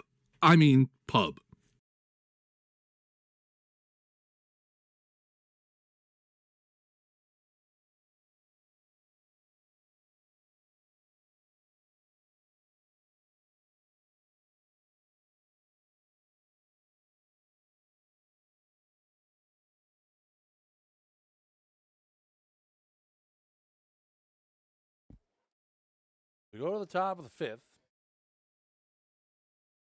Ironmen find themselves in a hole here, 8-2.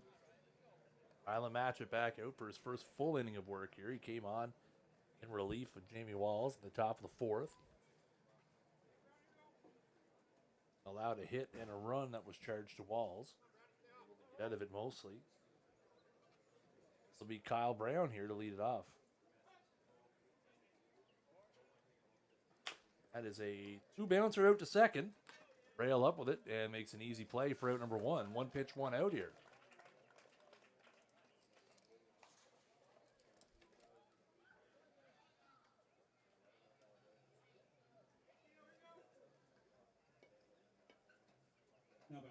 number 16, Bonatti.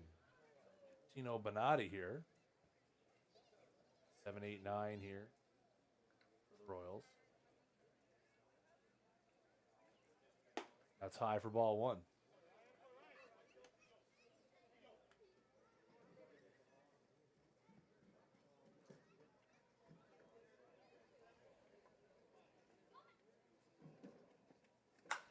That is lined to center field. And that'll be over Mike McKay's head. Bonatti will scoot in towards second.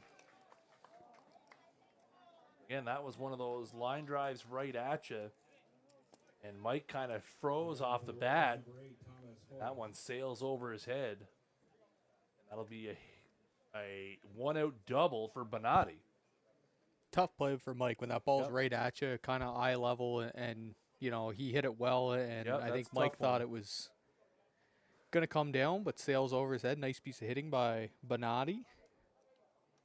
Get himself to second base, and that brings Hoyt. Yep. Hoyt tries to go at that one. And now we're going to get a ball thrown into center field. And we're going to maybe have a play at third, and we will not. So a bit of a schmoz there. So Hoyt tried to bunt it, missed it. McKay threw down to second. That one gets away. That should be E2. To allow the runner to advance to third as that ball bounded into center field. Ironman going to bring the infield in. Got to cut this run. 6 is a big enough lead. You know, you've only had one hit today. Yep. You can't allow the Royals to pile on here.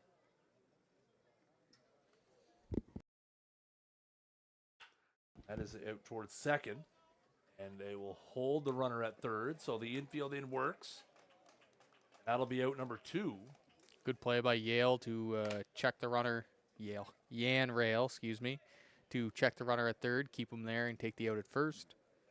That's going to bring up Grant. Grant is 0 for 2 with a hit by pitch, and obviously scored on that Chicago grand slam last inning. Absolutely. So runner at third here. There is 2 out in the inning.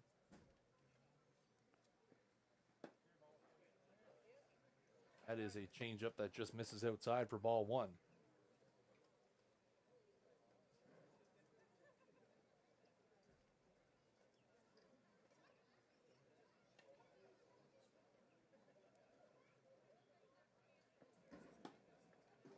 That is a strike at the bottom of the zone. Evens the count at 1-1.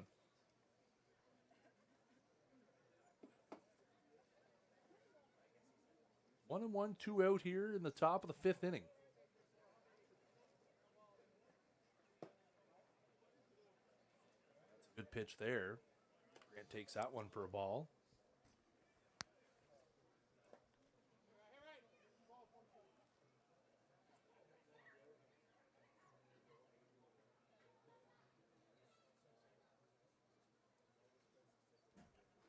That's in the dirt.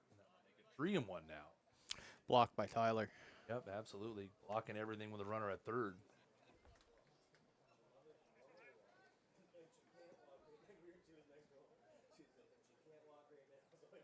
Three balls, 1 strike here.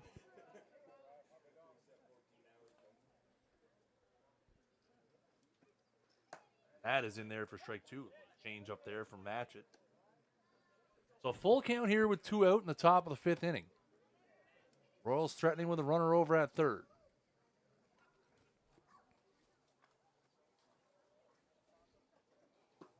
That is down for a ball, so Grant will take a free pass. That'll now put runners to the corners with 2 out for Craig Oliver. Oliver in the game has a double, a single, a walk, and has scored 3 of the Royals' 8 runs. Now batting for the Royals, number 6, Craig Oliver.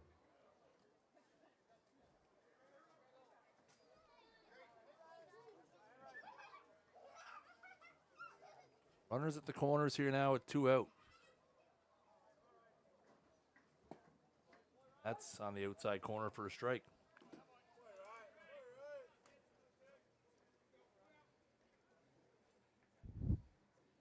Royals look to extend their lead here. Matchett trying to put up a 0. First time since the 2nd inning. There goes the runner. That ball is in the dirt. Tyler McKay has taken a beating here the last couple innings.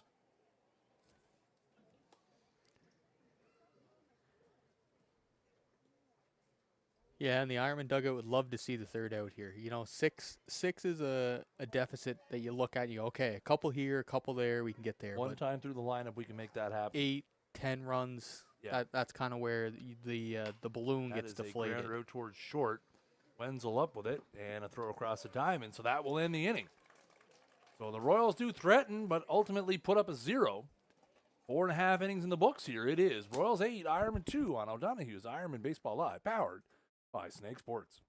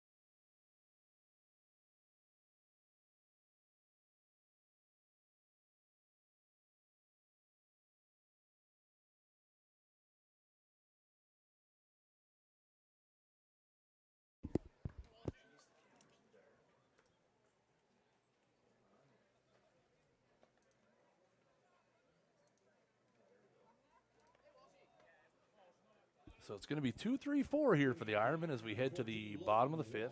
Logan Walsh in here to lead it off. Sullivan not even waiting for his infield to get set, and that one is dumped into the right field corner. I don't know, Walsh, I think he thought fouled it off, but he will make it into second with a double. I think he thought he fouled that off, but that one off the end of the bat sneaks inside the right field line. He sure didn't take off out of the box like he thought that was a fair ball. He fouled it off. Did you miss any home runs for the Royals? The only home run in the game for the Royals was the grand slam by Shakotko back in the top of the 4th. So yeah, you missed a pretty important one if you missed that one. Yeah, that's the one for the Royals. So here's Landry now. So again, if you're the Ironman, this is what you want. Got to string some hits together. Landry with a mighty hack at that one. He was looking to deposit that one into the Willie Jardine field.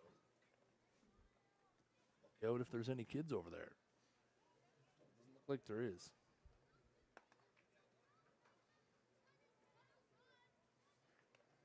That's at the bottom of the zone, just below the bottom of the zone.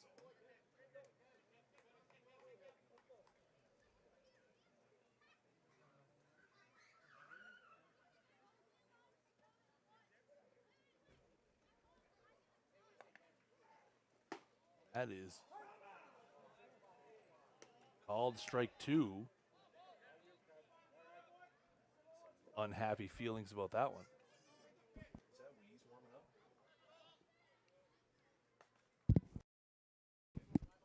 Bullpen action for the Ironmen as Adam Wenzel warming up down there in the bullpen, looks like. Yes, sir, it is. That's a curveball that stays high. So 2 balls, 2 strikes here to Landry, the Ironman right fielder.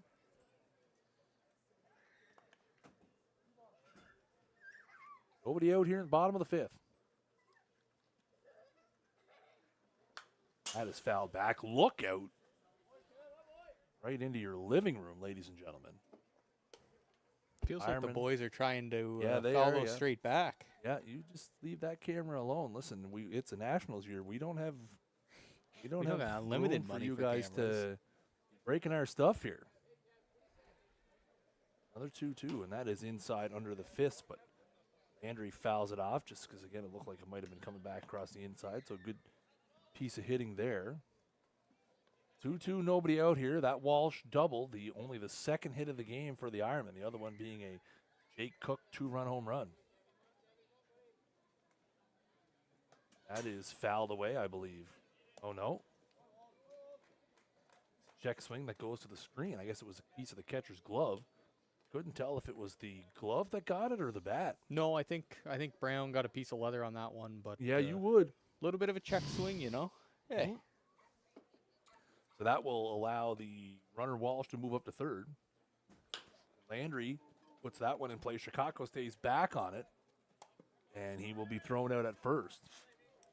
Walsh unable to advance. The ball was hit right to the third baseman in front of him. With the Royals back conceding that run, it was a hard hit ball, so not gonna take any chances here, especially in this part of the order. no, can't be thrown out at the plate No, at, that's at right. this point. You need the runs more than the push.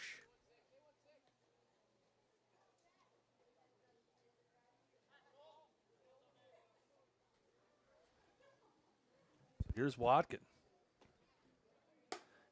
Kathy, if one feed is a different volume than the other, that would be on your end because they are coming through. They're the exact same feed. So I would check your volume settings on YouTube versus your volume settings on Facebook because they are the exact same feed on each platform with the same audio. So if you're experiencing volume issues on one versus the other, it's likely something on your end because, like I said, we have the same stream pushes out to all three of the different platforms. So 1-1 here to Jeff Watkin.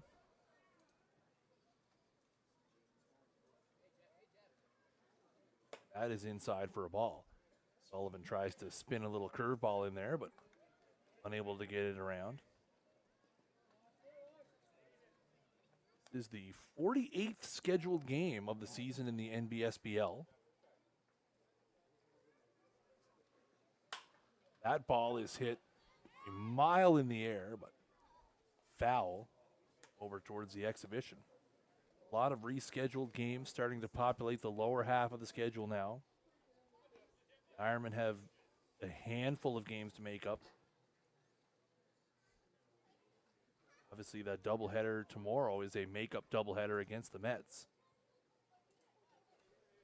Here comes the 2-2. That is down for a ball.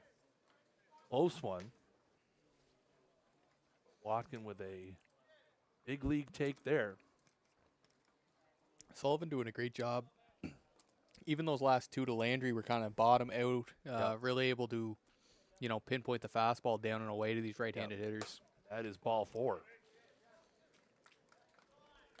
And of again, course, as I say that, he doesn't. Well, like I alluded to in when we were talking about Sullivan's season stats, obviously, again, he can be prone to the free pass.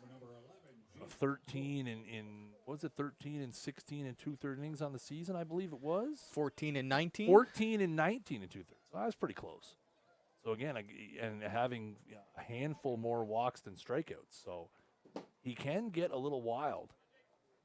This is a situation now where the Ironmen just trying to chip away here. Now runners at the corners, and the guy that has done all of their damage tonight, Jake Cook at the dish. That is fouled off. That'll land harmlessly down behind third base. Kotko gave it a run, but unable to get to it. So if you're the Ironmen here, again, you have bottom of the 5th. You got some time here to chip away. You like to get a couple here. Good situation with runners at the corners and only one out. And Jake Cook at the dish. That is in the dirt for a ball.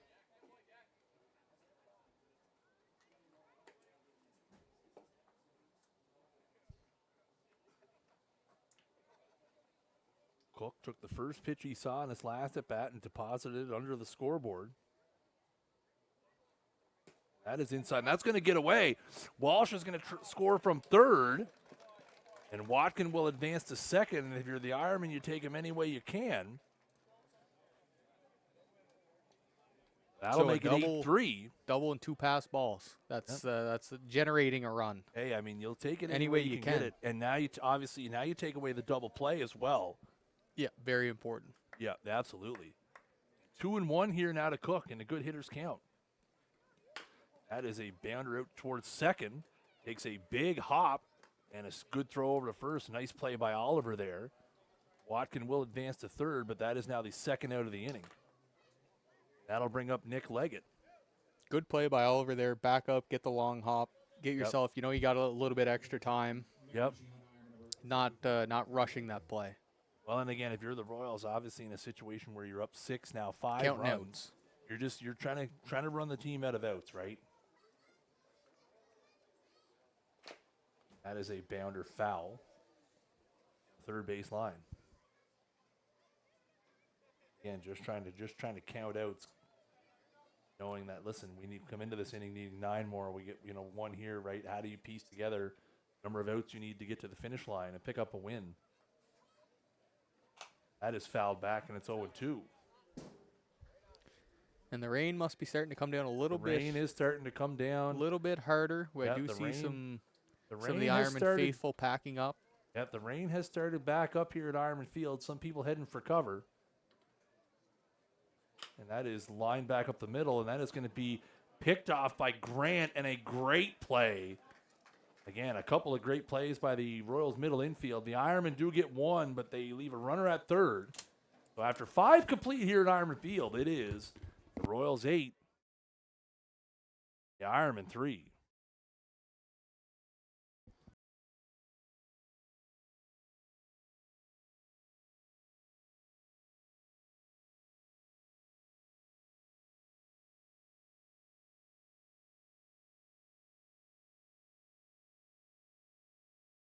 Ironmen Baseball Live is brought to you by O'Donaghues Irish Pub.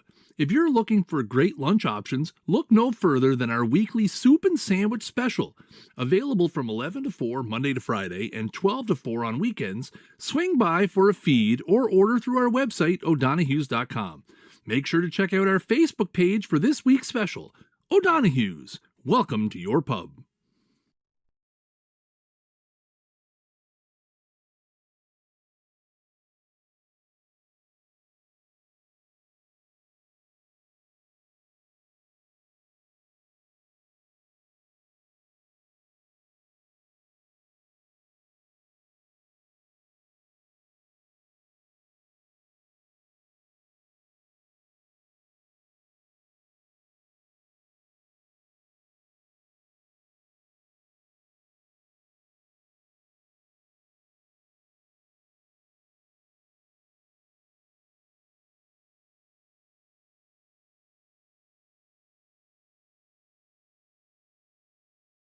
So we go to the top of the 6th here. It's going to be Shetkotko to lead it off.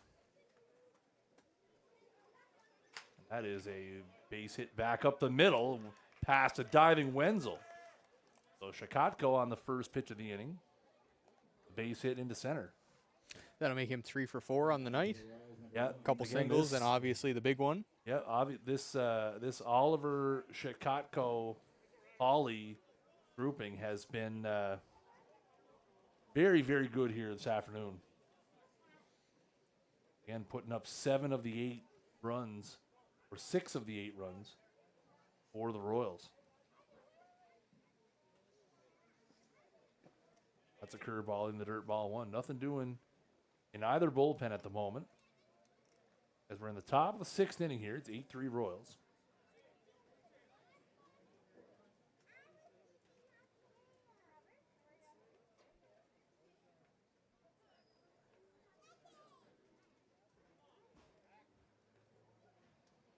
Ironman did get 1 back there in the bottom of the 5th. Close it to 5. And leaving a runner at third. The Ironmen have had their chances in this game. Granted, the bases loaded in the 2nd. Stranded quite a few runners on over the course of this ball game. And again, only have 2 hits. The Royals have gifted them more than a handful of free base runners. Walks and hit by pitch. That's going to go all the way to the screen. Again, Rylan Matchett not a close on any of these 3 so far. Couple in the dirt, 1 way inside.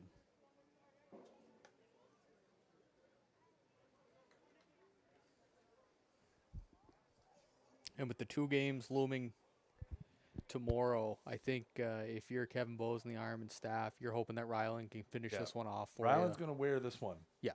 Through the rest of this game, I believe. That's on the outside part of the plate for a strike to make it 3-1, and that's the thing, right? Again, you can't empty out the tank. Obviously, a couple of important ball games down in Moncton tomorrow.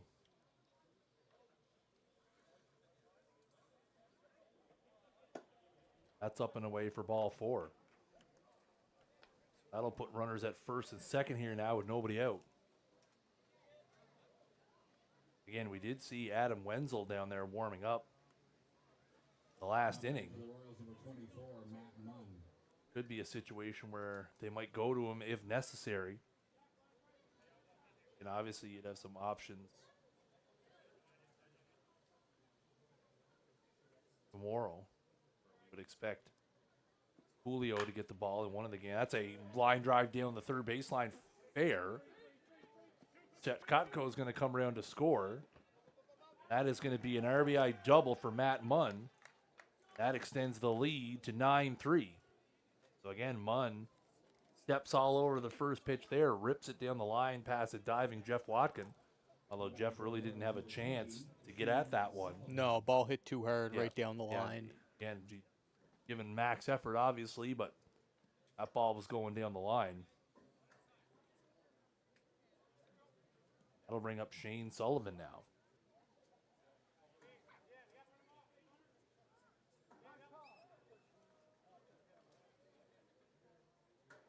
Time called here at the plate. So Sullivan steps in now. The chance to help his own cause again. The Ironmen bring the infield in.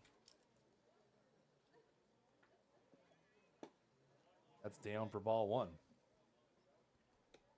Sullivan 1 for 3 with a double. Has grounded out to the shortstop and flown out to center field.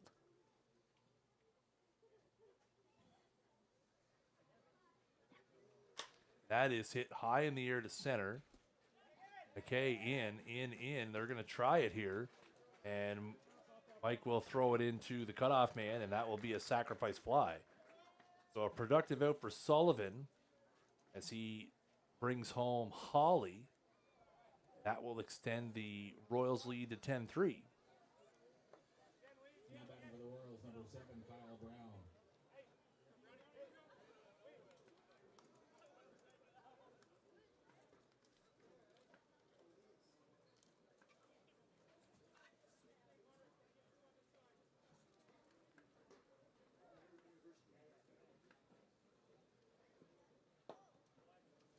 That's a ball. Kyle Brown, the catcher, steps in here.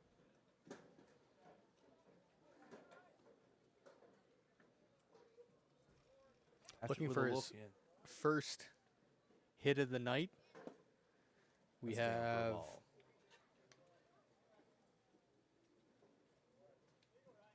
Look out at the scoreboard. Royals now double-digit runs, double-digit hits.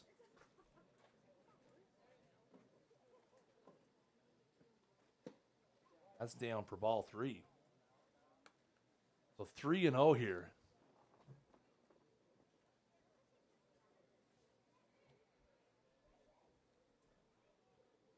Hatchet having a hard time finding the zone here in the top of the 6th. That one is in there for a strike.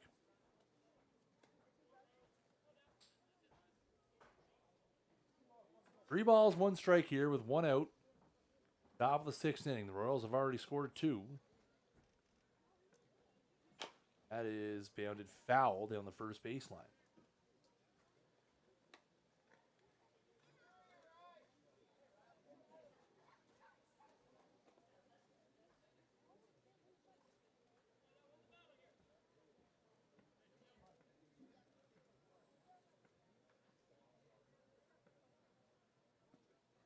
That is high and away for ball 4. Runners at first and second now. We're going to get a visit here from Kevin Bowes. Time is called. 16, Tino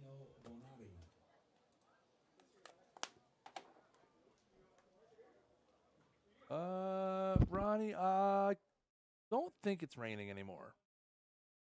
It's quite overcast now, so it But judging by what I'm seeing from the crowd, I don't see anybody really running for the hills. No, the umbrellas seem to have been put away for right now, so I think we're okay.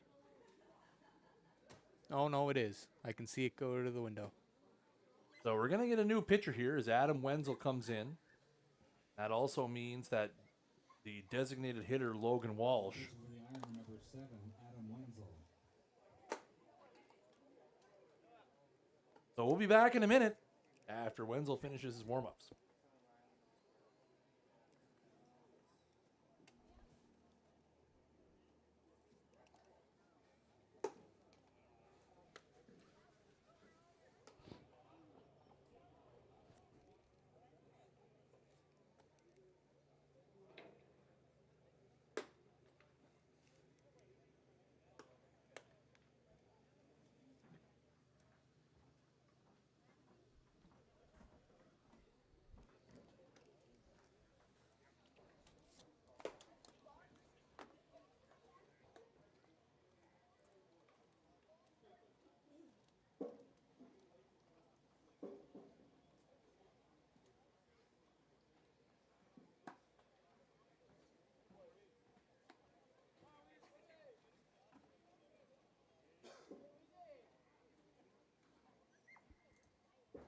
As we noted, Adam Wenzel into the game. This will be his 4th appearance of the season for the Ironmen.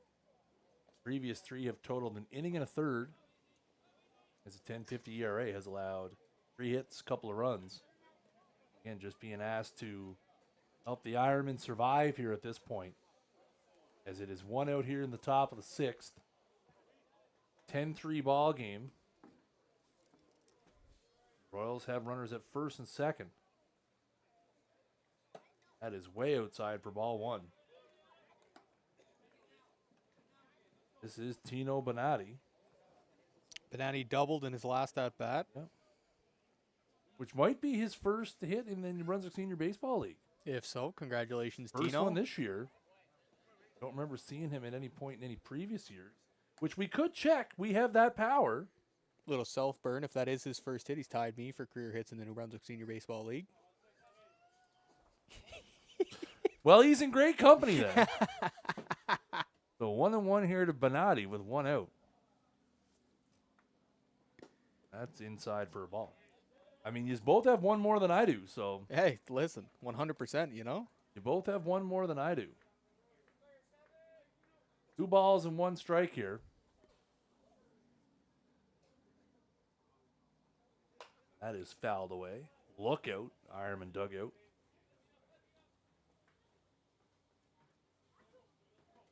So 2-2's the count here. Wenzel looking to induce a little ground ball here. Maybe a little 6-4-3.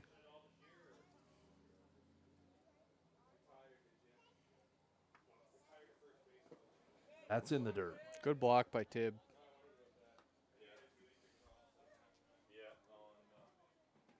So it's a full count here now to Bonatti.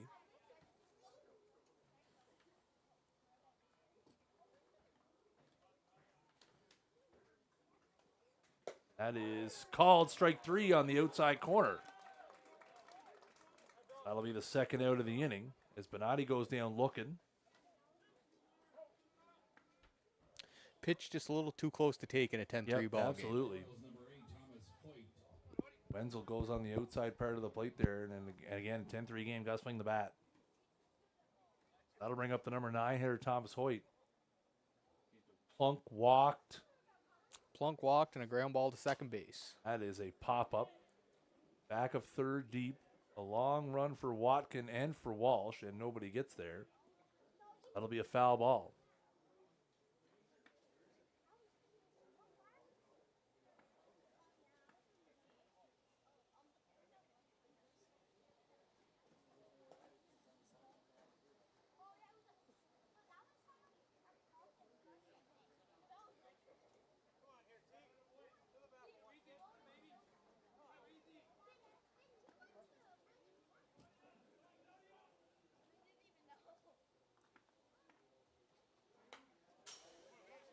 That one's foul back. So 0-2 here. Again, Wenzel has come in, trying to hold the Royals at bay here.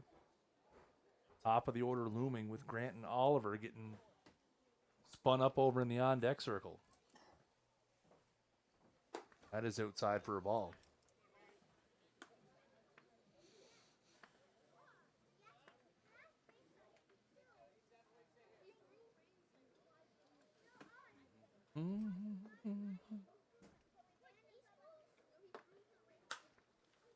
And that is hit high and deep down the right field line.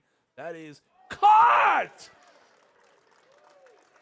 I know you guys can't see that one on the camera at home, but a diving play by Kevin Landry in foul territory. Put a star next to that F9. As a highlight reel play ends the top of the sixth. Can the Ironmen turn that into some positive momentum in the bottom? It is a 10-3 ball game as we go bottom of the sixth.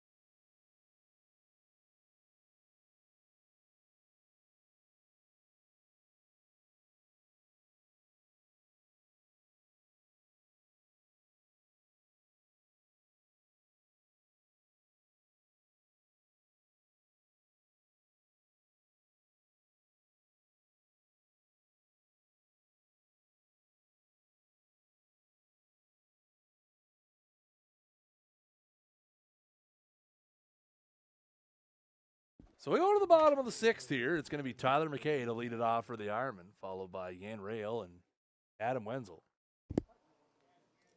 10-3 Royals. That's on the outside part of the plate for a strike. Sullivan has been locked in here since coming in, working quickly. That is down for a ball.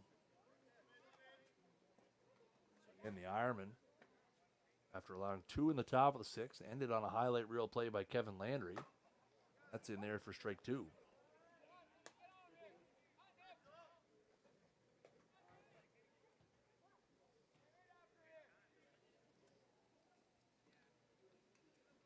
The 1-2. That is outside for a ball.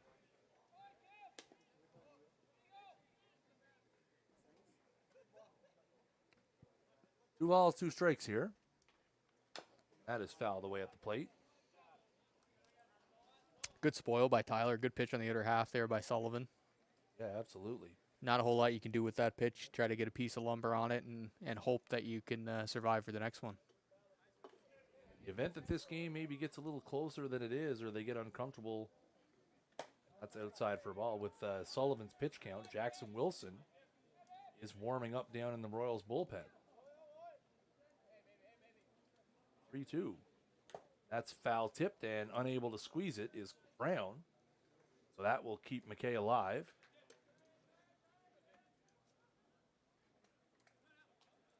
It is 3-2. That is hit out towards short. Grant up with it. Strong throw across and in the dirt, and unable to come up with it is the first baseman, Bonatti. So Grant with a routine opportunity there. That'll go down as E6. Maybe just what the doctor ordered here for the Ironmen as they have a base runner on.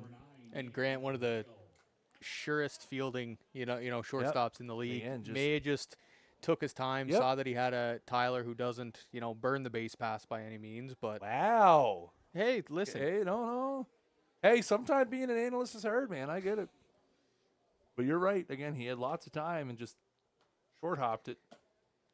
And again, that's just a play where, you know what, those happen and you hope your first baseman kind of bails you out. yeah, no, And, exactly. Bonatti unable to do that there. So here's Rail now with a runner over at first. That's inside for a ball.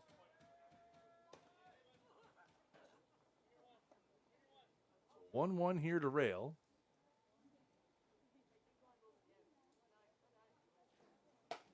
That's on the outside part of the plate for a strike.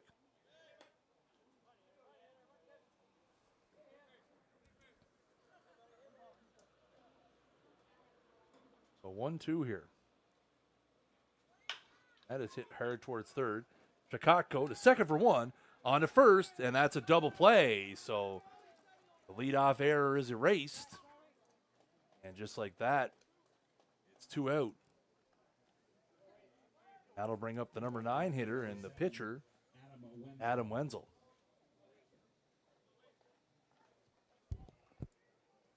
Wenzel 0 for 1 with a strikeout and a walk so far. If you're Max Grant, that's exactly what your doctor ordered. Is the other 3 members of the infield pick up for you with a 5-4-3 around the horn double play.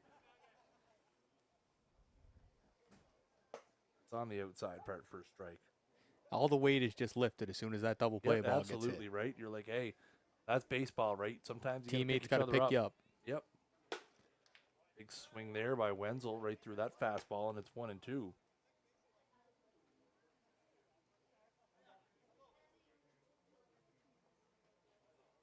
That's high for a ball. 2 balls, 2 strikes, 2 out here.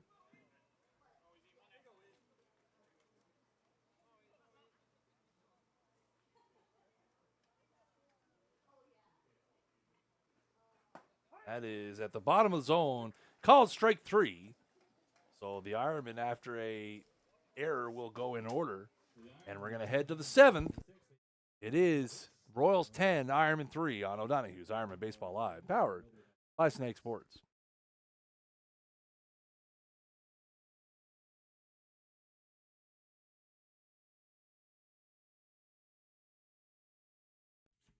Ironman Baseball Live is brought to you by O'Donaghues Irish Pub. Lobster roll, fries, and a cold beer. That's it. That's the ad. What else do you need to hear? Come on down to O'Don's and pick one up today. You can also order ahead or have it delivered. Check out our website, O'Donaghues.com, or check us out on DoorDash. O'Donaghues, welcome to your pub.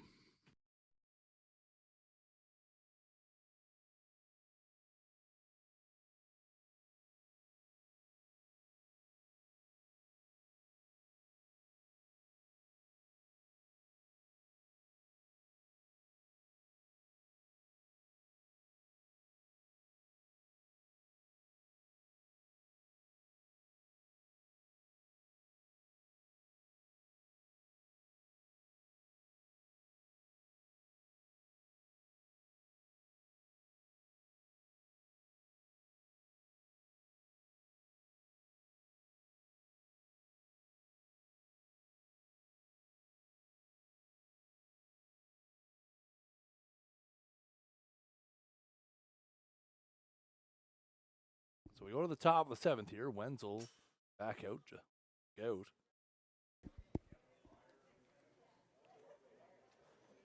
Wenzel back out here to try to keep the Royals at bay as they lead 10-3. And the next game for the Ironmen is a doubleheader in Moncton tomorrow, 4 p.m. start. A couple of games down in Moncton that have been rescheduled a couple of times. That's inside, and that hits Grant. The Royals have a nice little stretch off here. The Royals do not play again until next Saturday when they travel to Charlottetown for 3 games. In one day? 2-5 Saturday and 2 o'clock Sunday. So, again, the Islanders traveled to Fredericton for a 4-game weekend here a month ago.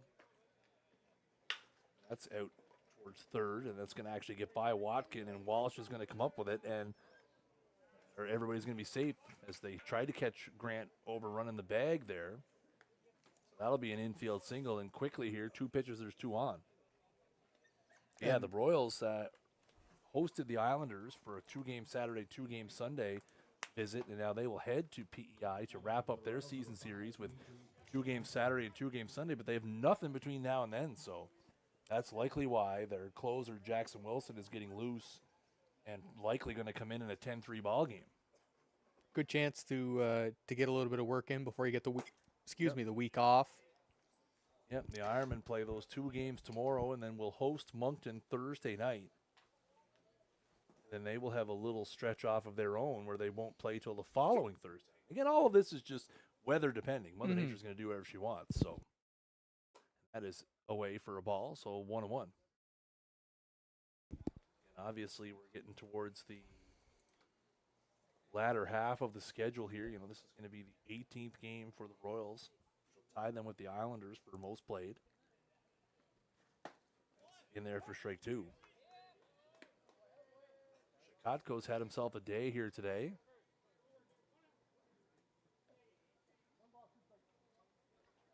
1 ball, 2 strikes here. That is high and tight.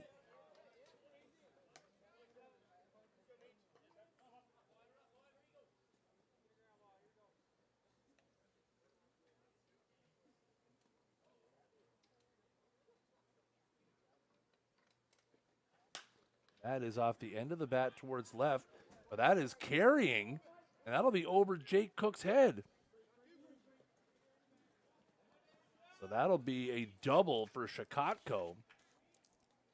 Drive in the 11th run of the game for the Royals. That one looked like it was off the end of the bat, but that one just carried out towards left. Short hop the wall.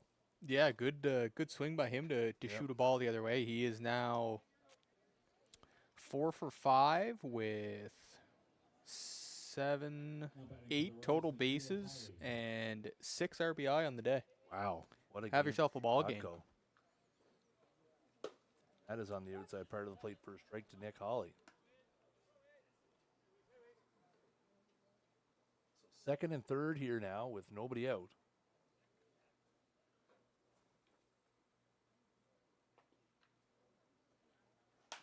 That is fouled away by Hawley.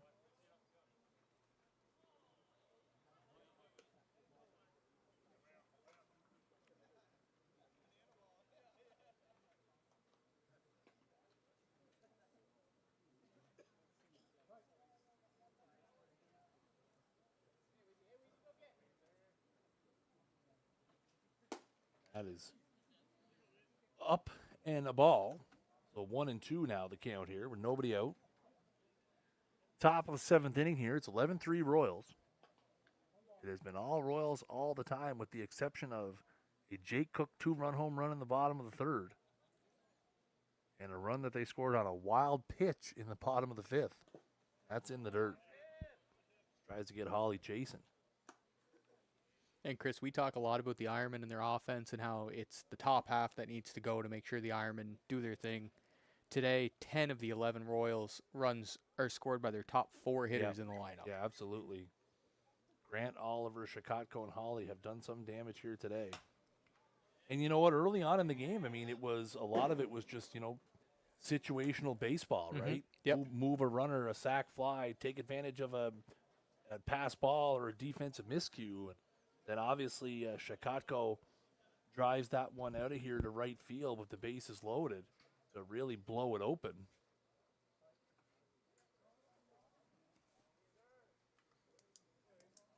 Here comes the 2-2 from Wenzel. That is fouled away.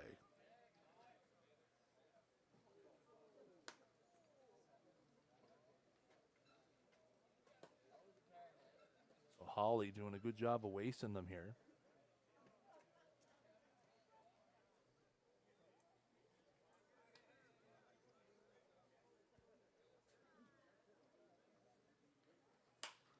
That is in the air to right. That's going to be trouble. But Rail goes out there and makes a nice play.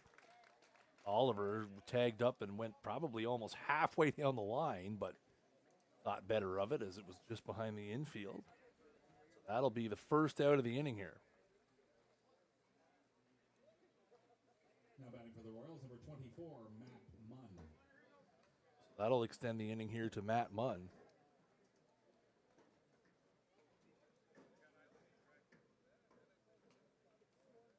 Munn steps in. That is swing and a miss at a fastball on the outside part of the plate. Nice pitch there from Wenzel. And it's 0-1.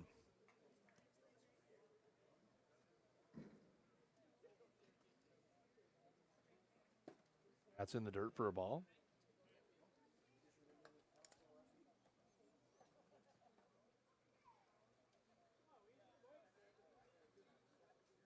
One ball, one strike. One out here in the top of the seventh. That is back up the middle. And Wenzel will throw it home and throw it away.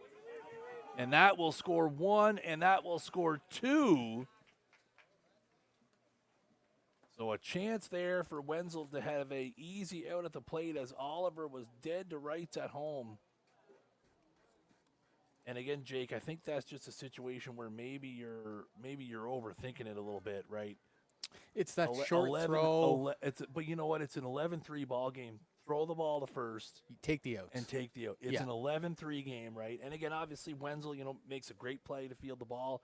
You got the guy at home, and it's just, again, sometimes the easy play is the easy play. Yeah, yep. I can see, you're down 7 at that point. You want to cut the run, and it's just a mental error. Flip that ball. You've made that throw a million times in your life. Yep. So that error allows 2 runs to score.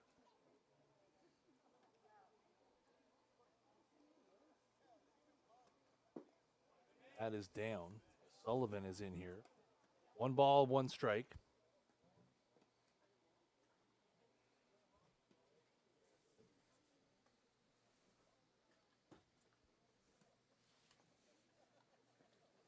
That is hit hard towards third, and that's going to be down the line and heading towards the corner. Munn will come around to score, and that is an RBI double as Sullivan and Munn trade places. It is now 14-3. Not a whole lot you can say, Chris. Just been one of those afternoons at the That's right. ballpark. Now batting for the Royals, number 7. That is. The potent Royals offense showed up today, and they have done a great job of situational hitting, driving in runs, moving the runner over, and on top of that, they got a pretty good pitching performance from Josh Dennis and Shane Sullivan. Yeah, absolutely. The Ironmen had their chances early in this game, right? Bases loaded in the second. They leave some runners on in the first and third. They had their chances against Josh Dennis, and they had their chances against Shane Sullivan. They were not able to take advantage, and boy, oh boy, have the Royals ever taken advantage of every chance they've had. They have taken advantage of today. Well, you know what? If we go back to that 4th inning, there was 2 outs prior to the Chicago grand slam, and you get a 3rd out that inning. Yeah, you just don't know where the ball the inning goes. with 2 outs, and then you go walk, hit by pitch, walk, and then grand slam. Right? Again, that's baseball. Yep. It's how quickly your luck can turn around. 1 and 2 here. That is a high fly ball to center field. They're going to move over. Sullivan is tagging. And I tell you what, the Ironmen are not going to like that. Taking an extra base up 11 runs. Yeah, just playing the game the right way. Deep fly ball. You think you can get to third base. I just think when you have 2 teams that don't like each other, you don't need any embers to and again, to right, ignite. that's just, again, you don't want to pour gasoline on a fire that's almost out. No. These guys obviously had an incident a couple of Fridays ago. That's one of those situations where maybe the message has to be, hey, guys, listen, let's try to get out of here without burning anything up, burning anything down. Yeah, no, exactly. And like I said, we've been here this afternoon at the park, and I think both teams have done a really good job of not letting foul ball. that. Yeah, that creep back, right? Exactly, yep. It's been let's say it's been a very emotionless game in that sense. Yeah, there hasn't right? been any back and forth, the which Royals is nice. have rolled up here and they have focused on what they needed to do today, and that is put up 14 runs. No, they played a great ball game so far tonight. Absolutely. Take nothing away from them there. That's high for a ball, and it's 2-1 to Bonatti.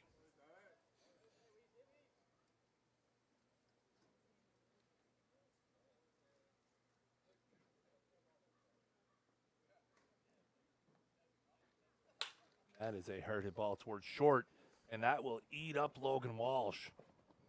Again, he tried to backhand it, and it jumps up on him, catches him in the forearm. I believe that should be an error. Now batting for the Royals, number 8, Thomas Hoyt. That allows the run to score to make it 15-3, and that is an error, as it should be. Thomas Hoyt now will bat. That is lined into left field, and that's a base hit. So Hoyt goes after the first pitch and stings that one into left.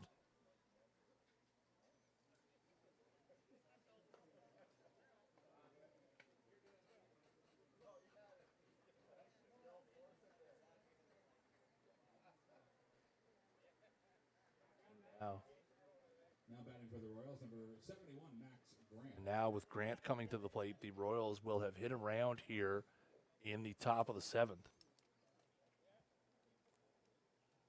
It's now 15-3.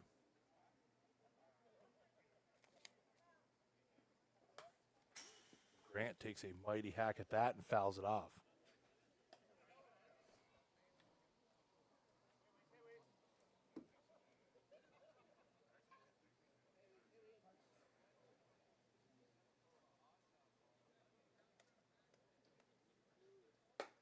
Outside for a ball. 1 ball, 1 strike here. 2 outs in the top of the 7th. Royals lead 15-3. They have 14 hits.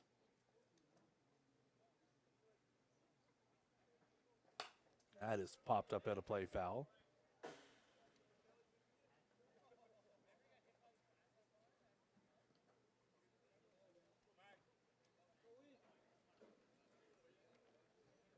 So 1 ball, 2 strikes here.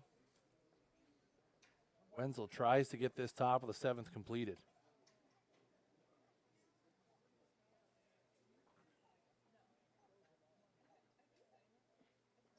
That's in the dirt.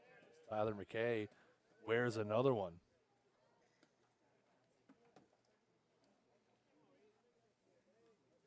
Wenzel throws that curveball in the dirt.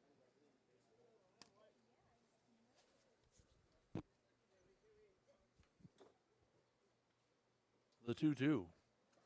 That is hit hard towards right field, and that's going to get past a diving rail into right field, and the Royals going to play station to station here, so that'll load him up for Craig Oliver.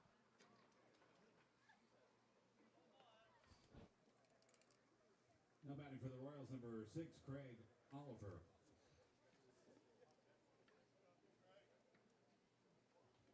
And the Ironmen trying to find a 3rd out here in the top of the 7th. That is hit hard, and that's going to be through the hole. That will be an RBI single for Oliver to make it 16-3.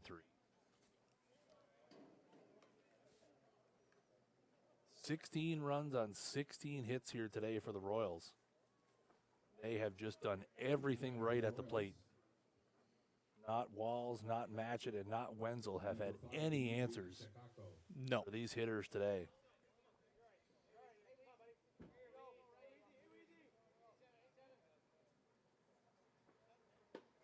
That's in there for a strike. 12 of the 16 runs have come from out of the top 4 spots in the order. Both Oliver and Shakotko, each with 4 runs scored. And, you know, Jake, we've seen the Royals quite a bit lately. This was the team that we were talking about that kind of blew through games against Moncton, games against St. John earlier in the season.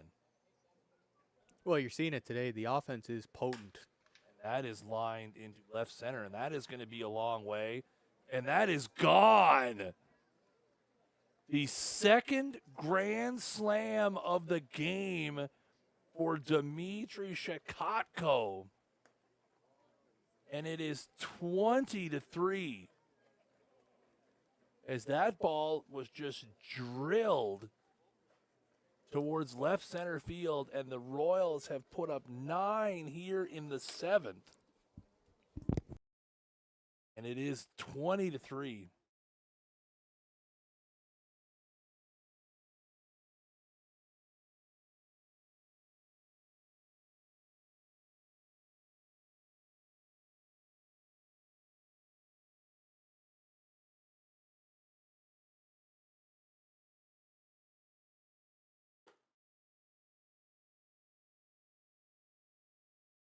The Ironmen are going to make a pitching change here as they are going to go to the bullpen and bring in Jeff Watkin, who will make his first appearance of the season.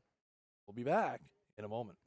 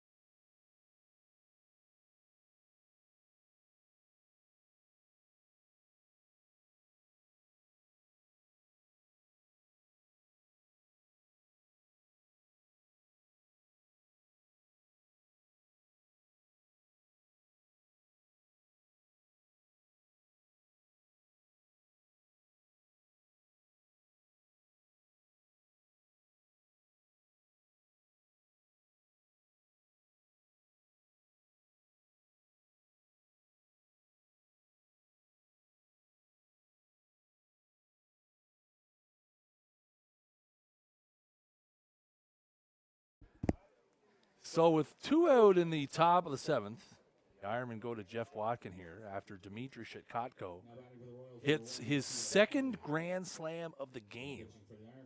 5 for 6, 2 homers. He's got, 2 doubles and a single? So he has Probably 2 10 singles and a RBIs double. at this So point. 1, 5, 6, 8, 12 total bases, 10 RBIs, 2 home runs, Have a game. 5 runs scored. We might not see a better game in the NBSBL this year. I don't think And that is ripped into left field just by a Holly. laser show put on by the Fredericton Royals offense here today.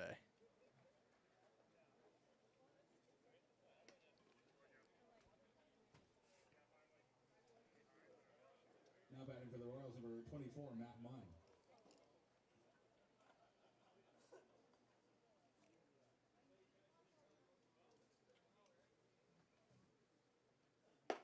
That is high and away for a ball. Matt Munn steps in here, 2 out in the top of the 7th. The Royals have scored 9 here in the top of the 7th, have 20 total on 18 hits. That's right down Broadway for a strike.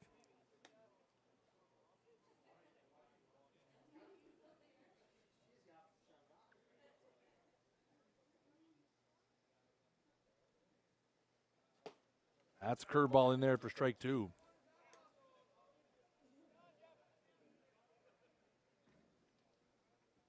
One ball, 2 strikes. 2 outs here in the top of the 7th. Watkins comes set. There's a swing and a miss. Strike 3. And that will finally mercy kill the top of the 7th inning after the Royals put up a 9 spot and send 13 men to the plate. So we go to the bottom of the 7th. Can the Ironmen overcome a 17-run deficit in the bottom of the 7th? Stay tuned and find out as the Royals go to the bullpen, and Jackson Wilson will try to nail down a 20-3 game here.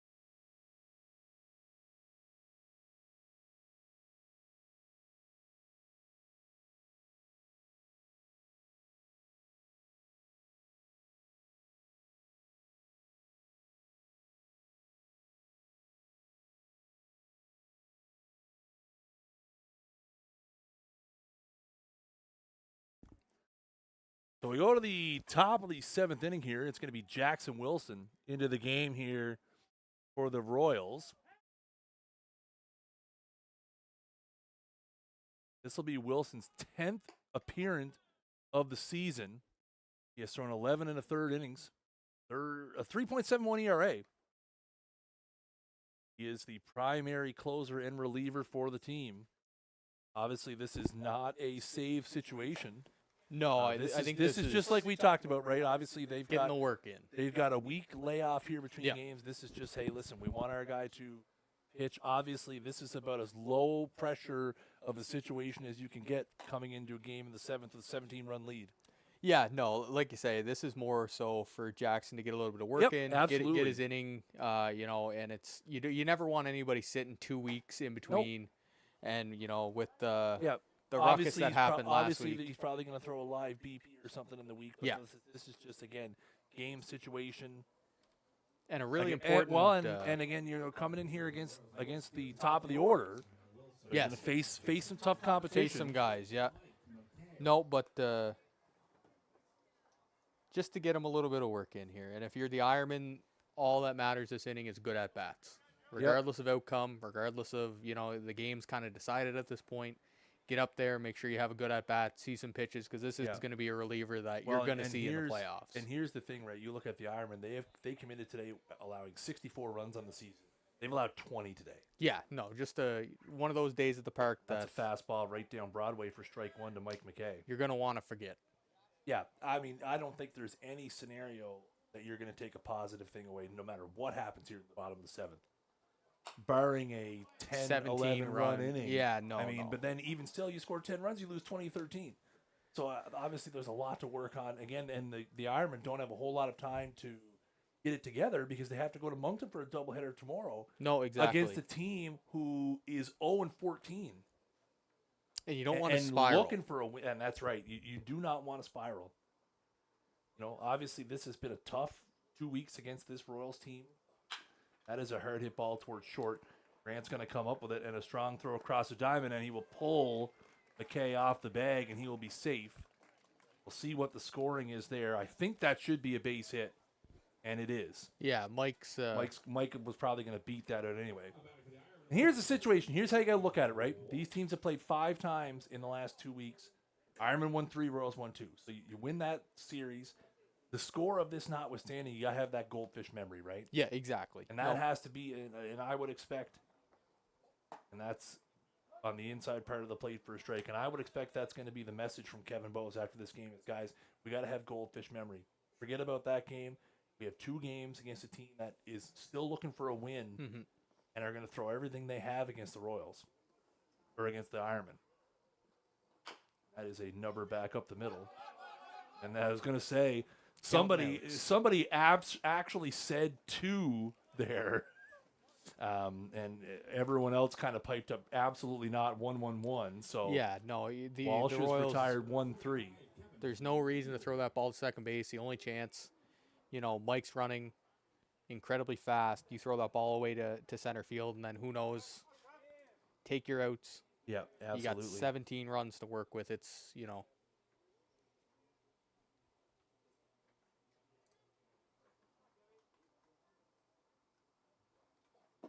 That's in the dirt for ball 1. In steps Landry, 0 for 3 on the day, strikeout and a couple ground outs to the left side of the infield. And again, if you're the Ironman, you're likely going to see Justin Cormier in game 1 tomorrow. Mhm. So obviously they're going to have to reset and bring their A game. There's a mighty hack there from Landry. Swings and misses at that one. That hit for McKay, the 3rd hit of the game for the Ironman. They have 3 runs on 3 hits and committed 3 errors. Royals 20 runs on 18 hits. They've committed 1 error. That's in the dirt for a ball. That error was committed by Max Grant. This game pushing 3 hours in length now. I don't know about you, but I'm looking forward to heading down to O'Donaghues for a big feed of fish and chips fish here. and chip and a beer after this. Yeah, absolutely. Yep. Absolutely. That is hit hard but foul. So Landry gets a good piece of that one, but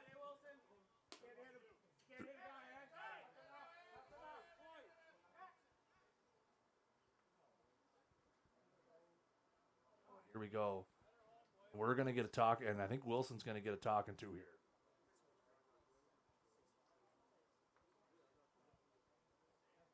And again, I think there might have been something said from behind the backstop. And Wilson sort of reacted. Again, Wilson, no stranger to some dramatics. Again, I But think umpire Brian, just trying to good settle job him there. down. Settle him down, Absolutely. let him go. There And doesn't need to be anything extra today. That is a great job by Brian Cummings in terms of game control, right? There's a swing and a miss, or that's a called strike 3. That'll be the 2nd out of the inning. And again, that's great game control. The last thing you want as an umpire is You to don't have an need incident anything in a extra here 20-3 today. friggin' ball game. Yeah, right? there's no need for any extra. Like here let's today. be honest. Most people's thoughts right now are mercy kill this game and let's go home. Yeah. Everybody to their corners, get the heck out of No- here, and no live to play another day, Yeah, right? exactly. You still have guys that are suspended from the last time these guys get into an incident. So, this is one of those situations where, hey, I think everybody, each team, all the players, coaches, and everything included, would just like to finish this one out and move on with the rest of their season. absolutely. Handshakes and let's go home. Yeah. Here's Watkin now. That is outside for a ball, 2-0. The other thing you don't want to take away from the job if you're Jackson that your offense put up today. Absolutely right. That's right. The goal should be, hey You guys, don't great want job. to end a 20-3 game on a negative. No, exactly. Nope. Absolutely not. That's right at the bottom of the zone for strike. And again, I'm sure the message that Brian took out to him was, listen, it's 20-3. You guys are going to win this one. Get the job done. Yep. And get out of here. Yeah, right? absolutely. No need to start stuff. Anyway, that's outside for a ball. Now 3-1. And it's just one of those things where obviously, again, these teams have seen a lot of each other lately. It has the potential to have the temperatures run high. Mm-hmm. There's a swing and a miss by Watkin, and the Ironmen are down to their last strike. And Jeff might have hurt himself there. Looks like he's favoring maybe his groin or back. Anyway, we're into a full count situation here. 3 balls, 2 strikes. KO at second. Ironman down to their last strike. Wilson trying to finish it off here on what has been a banner day for the Royals. Rocks and fires. That is fouled off at the plate. Watkin wincing as he moves out of the batter's box there. Maybe a hip, maybe a back.